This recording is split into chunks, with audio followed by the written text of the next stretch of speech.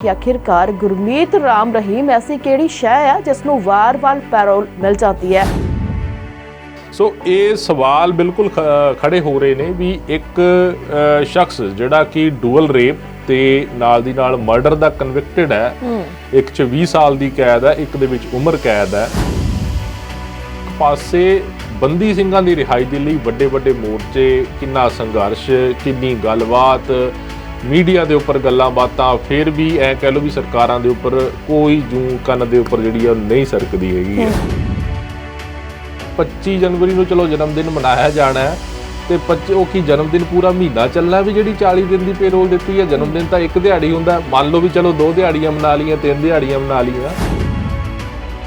हरियाणा के मुख मंत्री मनोहर लाल खट्टर नूं पहलां पुछया गया पत्रकारां वल्लों भी तुहानूं तुसीं की कहोगे इस बारे। पहलां तां कहंदे मैनूं पता ही नहीं, मैनू कोई जानकारी नहीं हैगी भी गुरमीत राम रहीम नूं पेरोल मिली है। फिर कहंदे चलो जे मिली होएगी तो कानून के मुताबिक ही मिली होएगी। तो यही कह सकते हैं भी हरियाणा सरकार पूरी मेहरबान हैगी है। तो दूजे पासे बंदी सिंह ने जिहड़े उन्हां लई लगातार संघर्ष जिहड़ा वो लड़िया जा रहा है। जदों सियासी लीडर बड़े मत्था टेकणगे ते मेरे वर्गे गरीबां ने तो जाना ही जाना। ये नहीं जिहड़े साडे सियासी लीडर ये निरंकारी बाबे नूं मत्था टेकदे सी, इवें निरंकारी बाबा इन्हों ने बड़ा किया सी, मुड़ के रौला पा लिया तो पंजाब नूं बर्बाद करता। नहीं फिर अपने जिहड़े अणखी कौम किधर चली गई और आराम भी चौथे दिन बाहर आ जाता तो अपने जिहड़े बंदी सिंह उन्होंने कदों नहीं बाहर कढ़दे, उन्होंने सजावां पूरियां हो गईयां।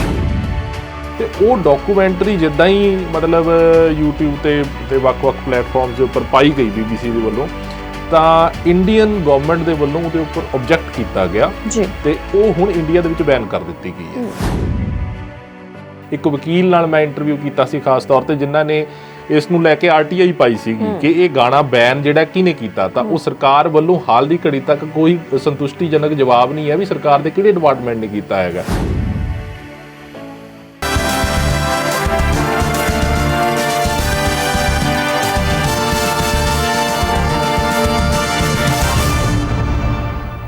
सत श्री अकाल जी, मैं नवदीप धालीवाल। तुसीं वेख रहे हो साडा खास प्रोग्राम न्यूज़ बिहाइंड न्यूज़। यह प्रोग्राम है जिहड़ा हुंदा हफ्ते दे विच 2 दिन लाइव ਅਸੀਂ ਲੈ ਕੇ ਆਉਂਦੇ ਹਾਂ ਵੱਖੋ-ਵੱਖ ਖਬਰਾਂ ਦੀਆਂ ਸਰਗਰਮੀਆਂ। ਤੁਸੀਂ ਵੀ ਜੁੜਦੇ ਹੋ ਇਸ ਪ੍ਰੋਗਰਾਮ ਦੇ ਵਿੱਚ ਸਾਡੇ ਨਾਲ, ਜਿਸ ਦੇ ਲਈ ਲਗਾਤਾਰ 2 ਨੰਬਰ ਸਕਰੀਨ ਤੇ ਫਲੈਸ਼ ਹੋ ਰਹੇ ਨੇ। ਇਹਨਾਂ ਨੰਬਰਾਂ ਤੇ ਤੁਸੀਂ ਸਾਨੂੰ ਕਾਲ ਕਰਨੀ ਹੈ ਤੇ ਸਿੱਧਾ ਰਾਬਤਾ ਬਣਾਉਣਾ ਜੀ ਚੰਡੀਗੜ੍ਹ ਸਟੂਡੀਓ ਦੇ ਵਿੱਚ। ਪਹਿਲਾ ਨੰਬਰ ਹੈਗਾ 8889232656। ਦੁਨੀਆ ਦੇ ਕਿਸੇ ਵੀ ਮੁਲਕ ਦੇ ਵਿੱਚ ਤੁਸੀਂ ਬੈਠੇ ਹੋ, ਡਾਇਰੈਕਟ ਇਸ ਨੰਬਰ ਤੇ ਆਪਣਾ ਰਾਬਤਾ ਕਾਇਮ ਕਰ ਸਕਦੇ ਹੋ। ਪੰਜਾਬ ਤੇ ਭਾਰਤ ਦੇ ਵਸਨੀਕਾਂ ਦੇ ਲਈ ਅਸੀਂ ਦੂਜਾ ਨੰਬਰ ਰੱਖਿਆ ਹੋਇਆ, ਉਹ ਹੈਗਾ ਜੀ 88725 88835। ਤੁਹਾਡੇ ਪਿੰਡ, ਤੁਹਾਡੇ ਸ਼ਹਿਰ, ਤੁਹਾਡੀ ਗਲੀ ਮੁਹੱਲੇ ਦੀ ਕੋਈ ਵੱਡੀ ਖਬਰ ਹੁੰਦੀ ਹੈ, ਡਾਇਰੈਕਟ ਸਾਡੇ ਨਾਲ ਇਸ ਲਾਈਵ ਪ੍ਰੋਗਰਾਮ ਦੇ ਵਿੱਚ ਸਾਂਝੀ ਕਰ ਸਕਦੇ ਹੋ। ਤੇ ਹੁਣ ਅਸੀਂ ਸਵਾਗਤ ਕਰਾਂਗੇ ਇਸ ਪ੍ਰੋਗਰਾਮ ਦਾ ਅਹਿਮ ਹਿੱਸਾ ਬਲਦੀਪ ਸਿੰਘ ਕੰਗ ਜੀ ਦਾ। ਸਤਿ ਸ਼੍ਰੀ ਅਕਾਲ ਬਲਦੀਪ ਜੀ, ਸਵਾਗਤ ਹੈ ਤੁਹਾਡਾ। ਸਤਿ ਸ਼੍ਰੀ ਅਕਾਲ ਨੰਦੀਪ ਜੀ, ਸ਼ੁਕਰੀਆ ਬਹੁਤ ਬਹੁਤ ਤੁਹਾਡਾ। ਔਰ ਸਾਡੇ ਦਰਸ਼ਕਾਂ ਦਾ ਵੀ ਬਹੁਤ ਬਹੁਤ ਸਵਾਗਤ ਹੈ। ਸਾਡੇ ਨਾਲ ਜੁੜਦੇ ਨੇ ਅਕਸਰ, ਇਹ 2 ਦਿਨ ਸਾਡਾ ਪ੍ਰੋਗਰਾਮ ਹੁੰਦਾ ਸੰਡੇ ਤੇ ਮੰਡੇ ਇੱਧਰ, ਔਰ ਬਾਹਰ ਦੀ ਆਪਾਂ ਗੱਲ ਕਰੀਏ ਤਾਂ ਸੈਟਰਡੇ ਸੰਡੇ ਜਿਹੜਾ 2 ਦਿਨ ਪ੍ਰੋਗਰਾਮ ਹੁੰਦਾ, ਔਰ ਆਪਣੀ ਰਾਏ ਗੱਲਬਾਤ ਜਿਹੜੀ ਹੈ ਖਬਰਾਂ ਦੇ ਉੱਪਰ ਰੱਖਦੇ ਨੇ। ਅੱਜ ਵੀ ਅਹਿਮ ਖਬਰਾਂ ਪੰਜਾਬ ਦੀ ਸਿਆਸਤ ਦੇ ਨਾਲ ਜੁੜੀਆਂ ਹੋਈਆਂ ਲਵਾਂਗੇ ਤੇ ਹੋਰ ਵੀ ਖਬਰਾਂ ਹੋਣਗੀਆਂ, ਤਾਂ ਆਪਣੀ ਰਾਏ ਜਿਹੜੀ ਹੈ ਉਹ ਜ਼ਰੂਰ ਰੱਖੋ ਜੀ। ਬਿਲਕੁਲ। ਤੇ ਲਗਾਤਾਰ ਟੀਵੀ ਦੀ ਸਕਰੀਨ ਤੇ ਤੁਸੀਂ ਸਾਨੂੰ ਲਾਈਵ ਦੇਖ ਰਹੇ ਹੋ ਤੇ ਫੇਸਬੁੱਕ ਤੇ ਵੀ ਲਗਾਤਾਰ ਲਾਈਵ ਸ਼ੋਅ ਚੱਲ ਰਿਹਾ ਹੈ ਤੇ ਉੱਥੇ ਵੀ ਬਹੁਤ ਸਾਰੇ ਦਰਸ਼ਕ ਨੇ ਸਾਡੇ ਨਾਲ ਜੁੜੇ ਹੁੰਦੇ ਨੇ ਜੋ ਕਮੈਂਟ ਦੇ ਜ਼ਰੀਏ ਆਪਣੇ ਸਵਾਲ ਤੇ ਸੁਝਾਅ ਰੱਖਦੇ ਨੇ। ਕੋਸ਼ਿਸ਼ ਕਰਦੇ ਹੁੰਦੇ ਆ ਕਿ ਉਹਨਾਂ ਦੇ ਜਵਾਬ ਵੀ ਜ਼ਰੂਰ ਦਿੱਤੇ ਜਾਣ। ਸੋ ਅੱਜ ਦੀਆਂ ਖਬਰਾਂ ਹਰ ਵਾਰ ਦੀ ਤਰ੍ਹਾਂ ਬਹੁਤ ਜ਼ਿਆਦਾ ਅਹਿਮ ਰਹਿਣ ਵਾਲੀਆਂ ਨੇ, ਕਿਉਂਕਿ ਜਿਵੇਂ ਕਿ ਬਲਦੀਪ ਜੀ ਨੇ ਦੱਸਿਆ ਹੈ ਕਿ ਪੰਜਾਬ ਦੀ ਸਿਆਸਤ ਦੇ ਨਾਲ ਪੱਕਦੇ ਮਸਲੇ ਨੇ ਜਿਹੜੇ ਅੱਜ ਹੋਣਗੇ। ਤੇ ਸਭ ਤੋਂ ਵੱਡੀ ਗੱਲ ਗੁਰਮੀਤ ਰਾਮ ਰਹੀਮ ਬਾਰੇ, ਕਿਉਂਕਿ ਕੱਲ ਦਾ ਸਮਾਂ ਭਾਰਤੀ ਮੁਤਾਬਕ ਜੇ ਗੱਲ ਕੀਤੀ ਜਾਵੇ ਬੜਾ ਹੀ ਇਸ ਗੱਲ ਦੇ ਨਾਲ ਸਰਗਰਮ ਰਿਹਾ। ਪੂਰੇ ਚੈਨਲਸ ਤੇ ਪੂਰੀਆਂ ਅਖਬਾਰਾਂ ਦੇ ਵਿੱਚ ਇਹੀ ਖਬਰ ਛਪੀ ਗਈ ਕਿ ਗੁਰਮੀਤ ਰਾਮ ਰਹੀਮ ਨੂੰ ਇੱਕ ਵਾਰ ਫੇਰ ਤੋਂ ਪੈਰੋਲ ਤੇ ਦਿੱਤੀ ਗਈ ਹੈ। ਉਹ ਇੱਕ ਵਾਰ ਫੇਰ ਤੋਂ ਪੈਰੋਲ ਤੇ ਬਾਹਰ ਆ ਗਿਆ ਤੇ 14 ਮਹੀਨਿਆਂ ਦੇ ਵਿੱਚ ਇਹ ਚੌਥੀ ਵਾਰ ਹੋਇਆ ਕਿ ਉਹ ਬਾਹਰ ਹੈ। ਔਰ ਸਭ ਤੋਂ ਵੱਡੀ ਗੱਲ ਇਹ ਵੀ ਹੈ ਕਿ ਉਸਨੇ ਇਸ ਗੱਲ ਦਾ ਵੀ ਜ਼ਿਕਰ ਕੀਤਾ ਕਿ ਪੰਜਾਬ ਦੇ ਵਿੱਚ ਕੁਝ ਡੇਰਾ ਪ੍ਰੇਮੀ ਨੇ, ਜਿੱਥੇ ਉਹਨਾਂ ਨੇ ਆਪਦਾ ਵੀ ਨਾਮ ਲਿਆ ਕਿ ਅਸੀਂ ਸੇਫ ਨਹੀਂ ਹਾਂ, ਇਸ ਲਈ ਅਸੀਂ ਪੰਜਾਬ ਤੋਂ ਬਾਹਰ ਹੀ ਰਵਾਂਗੇ। ਤੇ ਖਾਸ ਕਰਕੇ ਜਿਹੜਾ ਉਹਨਾਂ ਤੇ ਬੇਅਦਬੀਆਂ ਦੇ ਮਸਲੇ ਤੇ ਉਹਨਾਂ ਦੇ ਕਈ ਕੇਸ ਚੱਲ ਰਹੇ ਨੇ, ਉਸ ਨੂੰ ਵੀ ਬਾਹਰ ਲੈ ਕੇ ਜਾਣ ਦੀ ਉਸ ਵੱਲੋਂ ਕੋਸ਼ਿਸ਼ ਕੀਤੀ ਜਾ ਰਹੀ ਹੈ। ਉਹ ਕਹਿ ਰਹੇ ਨੇ ਕਿ ਸਾਡੇ 2 ਡੇਰਾ ਪ੍ਰੇਮੀ, ਇੱਕ ਦਾ ਜੇਲ੍ਹ ਦੇ ਵਿੱਚ ਹੀ ਕਤਲ ਕਰ ਦਿੱਤਾ ਗਿਆ, ਇੱਕ ਨੂੰ ਉਸੇ ਦੀ ਦੁਕਾਨ ਤੇ ਮਾਰ ਦਿੱਤਾ ਗਿਆ। ਸੋ ਜਿਨ੍ਹਾਂ ਤੇ ਵੀ ਕੇਸ ਚੱਲ ਰਹੇ ਨੇ ਉਹ ਇੱਥੇ ਸੇਫ ਨਹੀਂ ਹੈਗੇ, ਇਸ ਲਈ ਸਾਡੇ ਕੇਸ ਨੂੰ ਵੀ ਬਾਹਰ ਲੈ ਕੇ ਜਾਇਆ ਜਾਵੇ। ਬਹੁਤ ਸਾਰਾ ਘਮਸਾਨ ਹੈ ਜਿਹੜਾ ਇਹਨਾਂ ਗੱਲਾਂ ਤੇ ਮਚਿਆ ਹੋਇਆ ਕਿ ਆਖਿਰਕਾਰ ਗੁਰਮੀਤ ਰਾਮ ਰਹੀਮ ਐਸੀ ਕਿਹੜੀ ਸ਼ੈ ਆ ਜਿਸ ਨੂੰ ਵਾਰ-ਵਾਰ ਪੈਰੋਲ ਮਿਲ ਜਾਂਦੀ ਹੈ ਤੇ ਉਹ ਰਾਜਨੀਤੀ ਦੇ ਵਿੱਚ ਵੀ ਤੇ ਆਪਣੇ ਡੇਰਿਆਂ ਦੇ ਵਿੱਚ ਵੀ ਬੜਾ ਸਰਗਰਮ ਨਜ਼ਰ ਆ ਰਿਹਾ। ਇਸ ਪੂਰੀ ਖਬਰ ਤੇ ਅਸੀਂ ਵਧਾਂਗੇ ਬਲਦੀਪ ਜੀ ਵੱਲ। ਬਲਦੀਪ ਜੀ, ਕੀ ਕਹਿਣਾ ਤੁਹਾਡਾ? ਆਖਿਰਕਾਰ ਗੁਰਮੀਤ ਰਾਮ ਰਹੀਮ ਕੋਲੇ ਖੁੱਲਜਾ ਸਿਮਸਿਮ ਵਾਲਾ ਐਸਾ ਕਿਹੜਾ ਚਿਰਾਗ ਹੈ ਨਾ ਕਿ ਜਿਹੜਾ ਉਹ ਬਸ ਖੁੱਲਜਾ ਸਿਮਸਿਮ ਕਹਿੰਦਾ ਤੇ ਜੇਲ੍ਹ ਦੇ ਦਰਵਾਜ਼ੇ ਉਹਦੇ ਲਈ ਖੁੱਲ੍ਹ ਜਾਂਦੇ ਨੇ ਤੇ ਆ ਕੇ ਆਪਣੇ ਆਸ਼ਰਮ ਦੇ ਵਿੱਚ ਵੜ ਜਾਂਦਾ ਹੈ? ਬਿਲਕੁਲ ਨਵਦੀਪ ਜੀ, ਹੁਣ ਤਾਂ ਜਦੋਂ ਵੀ ਇਹ ਖਬਰ ਲਈਦੀ ਹੈ ਜਾਂ ਕਰਦੇ ਆ ਇਹ ਖਬਰ, ਆਪਾਂ ਥੋੜੇ ਮਹੀਨੇ ਪਹਿਲਾਂ ਹੀ ਇਸ ਚੀਜ਼ ਨੂੰ ਡਿਸਕਸ ਕੀਤਾ ਸੀ ਇਸ ਸ਼ੋਅ ਦੇ ਵਿੱਚ, ਤੇ ਹੁਣ ਫੇਰ ਕੋਈ ਬਹੁਤਾ ਸਮਾਂ ਨਹੀਂ ਬੀਤਿਆ, 56 ਦਿਨ ਸਿਰਫ ਬੀਤੇ ਨੇ ਜੀ। ਪਹਿਲਾਂ 40 ਦਿਨ ਉਹ ਪਹਿਲਾਂ ਬਾਹਰ ਰਹਿ ਕੇ ਗਿਆ ਤੇ 56 ਦਿਨ ਫੇਰ ਵਿਚਾਲੇ ਬੀਤੇ ਨੇ ਤੇ ਹੁਣ 40 ਦਿਨ ਉਹ ਫੇਰ ਜਿਹੜਾ ਉਹ ਬਾਹਰ ਹੈ। 25 ਨਵੰਬਰ ਨੂੰ ਉਹ ਜੇਲ੍ਹ ਅੰਦਰ ਗਿਆ ਸੀ ਤੇ ਇਹ ਜਿਹੜਾ ਹੁਣ ਜਨਵਰੀ ਦੇ ਵਿੱਚ ਉਹ ਫੇਰ ਇੱਕ ਵਾਰ ਰਿਹਾ ਹੋ ਗਿਆ 21 ਜਨਵਰੀ ਨੂੰ, ਤੇ 56 ਦਿਨ ਸਾਰੇ ਬੀਤੇ। ਮਤਲਬ ਕਿ ਮੇਰੇ ਹਿਸਾਬ ਨਾਲ ਹੁਣ ਹੈਡਲਾਈਨ ਤਾਂ ਇਹ ਬਣਨੀ ਚਾਹੀਦੀ ਹੈ ਵੀ ਦੇਖੋ ਜੀ, ਡੇਰਾ ਮੁਖੀ ਰਾਮ ਰਹੀਮ ਗਿਆ ਜੇਲ੍ਹ ਦੇ ਅੰਦਰ। ਮਤਲਬ ਹੈਡਲਾਈਨ ਹੁਣ ਨਿਊਜ਼ ਖਬਰਾਂ ਤਾਂ ਬ੍ਰੇਕਿੰਗ ਇਹ ਬਣਦੀਆਂ ਨੇ ਵੀ ਮਿਲੀ ਪੇਰੋਲ ਤੇ ਤਾਂ ਉਹ ਅਕਸਰ ਹੁੰਦਾ ਹੀ ਹੈ ਬਾਹਰ। ਇਹ ਖਬਰ ਬਣਾਇਆ ਕਰੋ ਵੀ ਜਿਹੜੀ ਵੀ ਹੁਣ ਉਹ ਗਿਆ ਜੇਲ੍ਹ ਦੇ ਅੰਦਰ। ਸੋ ਇਹ ਦੇਖੋ, ਬੇਸ਼ੱਕ ਹੁਣ ਬਾਕੀ ਜਥੇਬੰਦੀਆਂ ਨੇ ਜਾਂ ਹੋਰ ਲੋਕਾਂ ਨੇ ਇਹਦੇ ਉੱਪਰ ਇਤਰਾਜ਼ ਜ਼ਾਹਰ ਕੀਤਾ, ਪਰ ਦੇਖੋ ਤੁਸੀਂ ਵੀ ਕਾਨੂੰਨੀ ਸਿਸਟਮ ਜਾਂ ਕੁਛ ਕਹਿ ਲਓ ਜਾਂ ਖੱਟਰ ਸਰਕਾਰ ਦੀ ਕਹਿ ਲਓ ਵੀ ਰਹਿਮਤ ਕਹਿ ਲਓ ਡੇਰਾ ਮੁਖੀ ਰਾਮ ਰਹੀਮ ਤੇ, ਜਾਂ ਫਿਰ ਉਹ ਜਿਵੇਂ ਉਹਨੂੰ ਕਈ ਲੋਕ ਕਹਿੰਦੇ ਨੇ ਸੌਦਾ ਸਾਧ, ਵੀ ਸੌਦਾ ਹੀ ਬੜਾ ਵਧੀਆ ਕਰਦਾ ਹੈ ਬਈ ਉਹ ਸੌਦਾ ਕਰਕੇ ਤੇ ਹੁਣ ਫਿਰ 40 ਦਿਨ ਜਿਹੜਾ ਉਹ ਬਾਹਰ ਹੈ, ਸੌਦਾ ਕਰਨ ਦਾ ਜਾਂਚ ਉਹਨੂੰ ਪੂਰੀ ਹੈਗੀ ਹੈ। ਤੇ ਗੱਲ ਇਹ ਹੈ ਵੀ ਸਜ਼ਾ ਹੈ ਜਾਂ ਮਜ਼ਾ ਹੈ, ਵੀ ਜਿਸ ਹਿਸਾਬ ਨਾਲ ਕੁਝ ਕੁ ਮਹੀਨਿਆਂ ਦੇ ਵਿੱਚ ਤੁਸੀਂ ਵੀ ਜ਼ਿਕਰ ਕਰ ਹੀ ਦਿੱਤਾ ਵੀ 14 ਮਹੀਨਿਆਂ ਦੇ ਵਿੱਚ ਚੌਥੀ ਵਾਰ ਪੇਰੋਲ ਮਿਲ ਰਹੀ ਹੈਗੀ ਹੈ।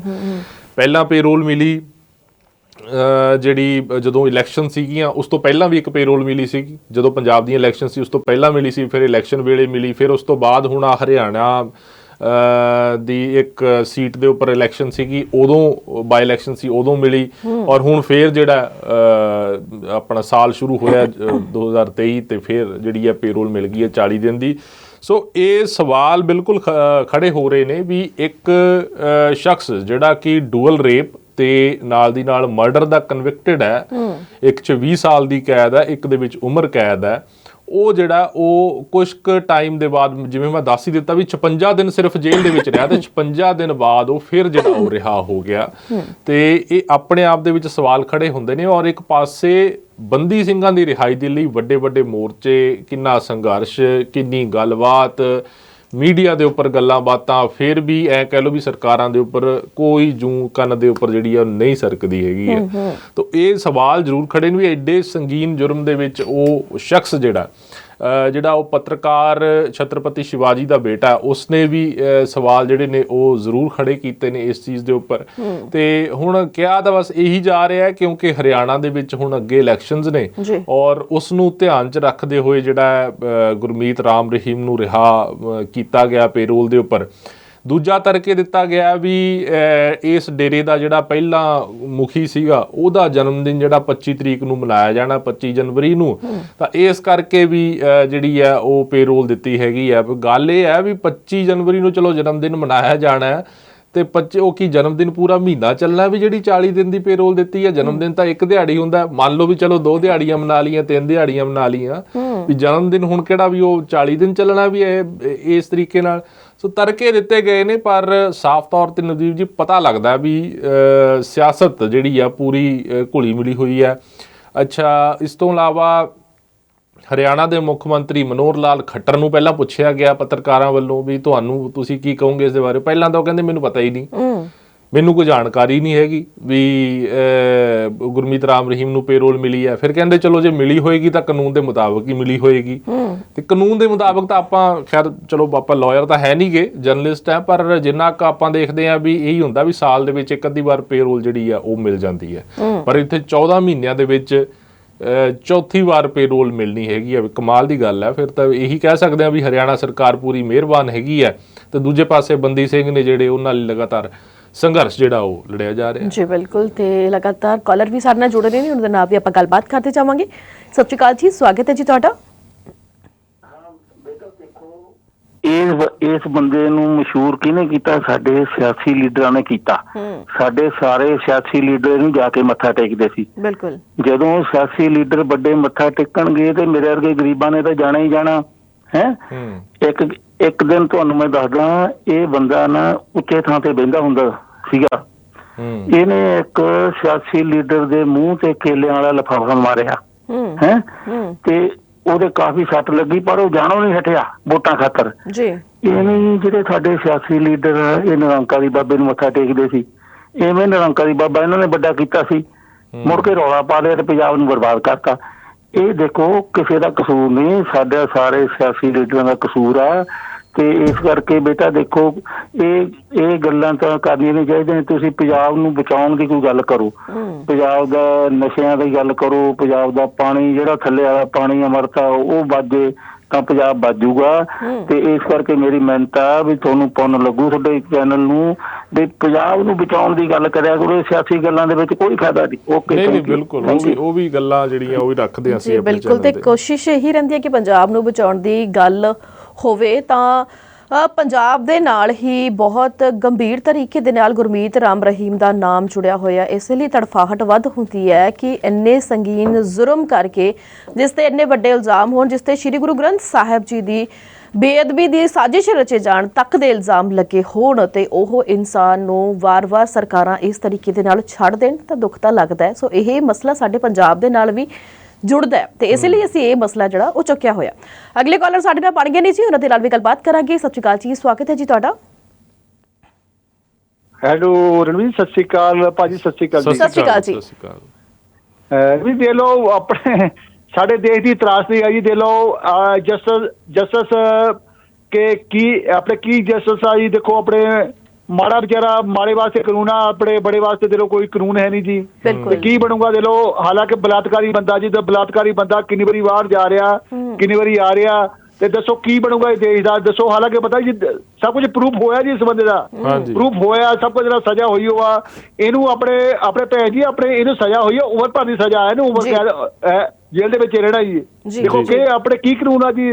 ਦੇਖੋ ਇਹਦਾ ਸਰਕਾਰ ਹੈ ਜੀ, ਸਰਕਾਰਾਂ ਸਭ ਇਹਨੇ ਸਾਧਾਂ ਨੂੰ ਪਾਲਦੀਆਂ, ਨਕਲੀ ਸਾਧਾਂ ਨੂੰ, ਤੇ ਇਹ ਸਾਧਾਂ ਨੂੰ ਪਾਲਦੀਆਂ, ਇਹਨਾਂ ਆਪਣੇ ਵਾਸਤੇ ਆਪਣੇ ਯੂਜ਼ ਕਰਦੀਆਂ, ਆਪਣੇ ਵਾਸਤੇ ਵਰਤਦੀਆਂ। ਜਦੋਂ ਲੋੜ ਆ ਉਦੋਂ ਨੂੰ ਬਾਹਰ ਕੱਢ ਲੈਂਦੀਆਂ ਤੇ ਉਦੋਂ ਤੇ ਉਹਨੇ ਅੰਦਰ ਕਰ ਦਿੰਦੀਆਂ। ਭਾਈ ਸਾਹਿਬ ਦੀ ਗੱਲ ਸਹੀ ਆ। ਤੇ ਇਹਨੂੰ ਕਹਿਣਾ ਚਾਹੀਦਾ ਇਹ ਜੇਲ੍ਹ ਕਿੰਨੀ ਵਾਰੀ ਗਿਆ, ਉਹ ਜਦੋਂ ਇਹ ਨਾ ਕਿ ਆਪਣੇ ਬਾਹਰ ਕਿੰਨੀ ਵਾਰੀ ਆਇਆ, ਇਹ ਜੇਲ੍ਹ ਕਿੰਨੀ ਵਾਰੀ ਆਪਣੇ ਜਾਊਗਾ ਜੀ, ਉਹ ਸਾਹਿਬ ਆ ਜੀ। ਤੇ ਬਾਕੀ ਦੇ ਲਓ ਜੀ ਇਸ ਬੰਦੇ ਦੀ ਹਿਸਟਰੀ ਪੁਰਾਣੀ ਤੇ ਉਹ ਕਿੰਨੀ ਹੈ ਜੀ।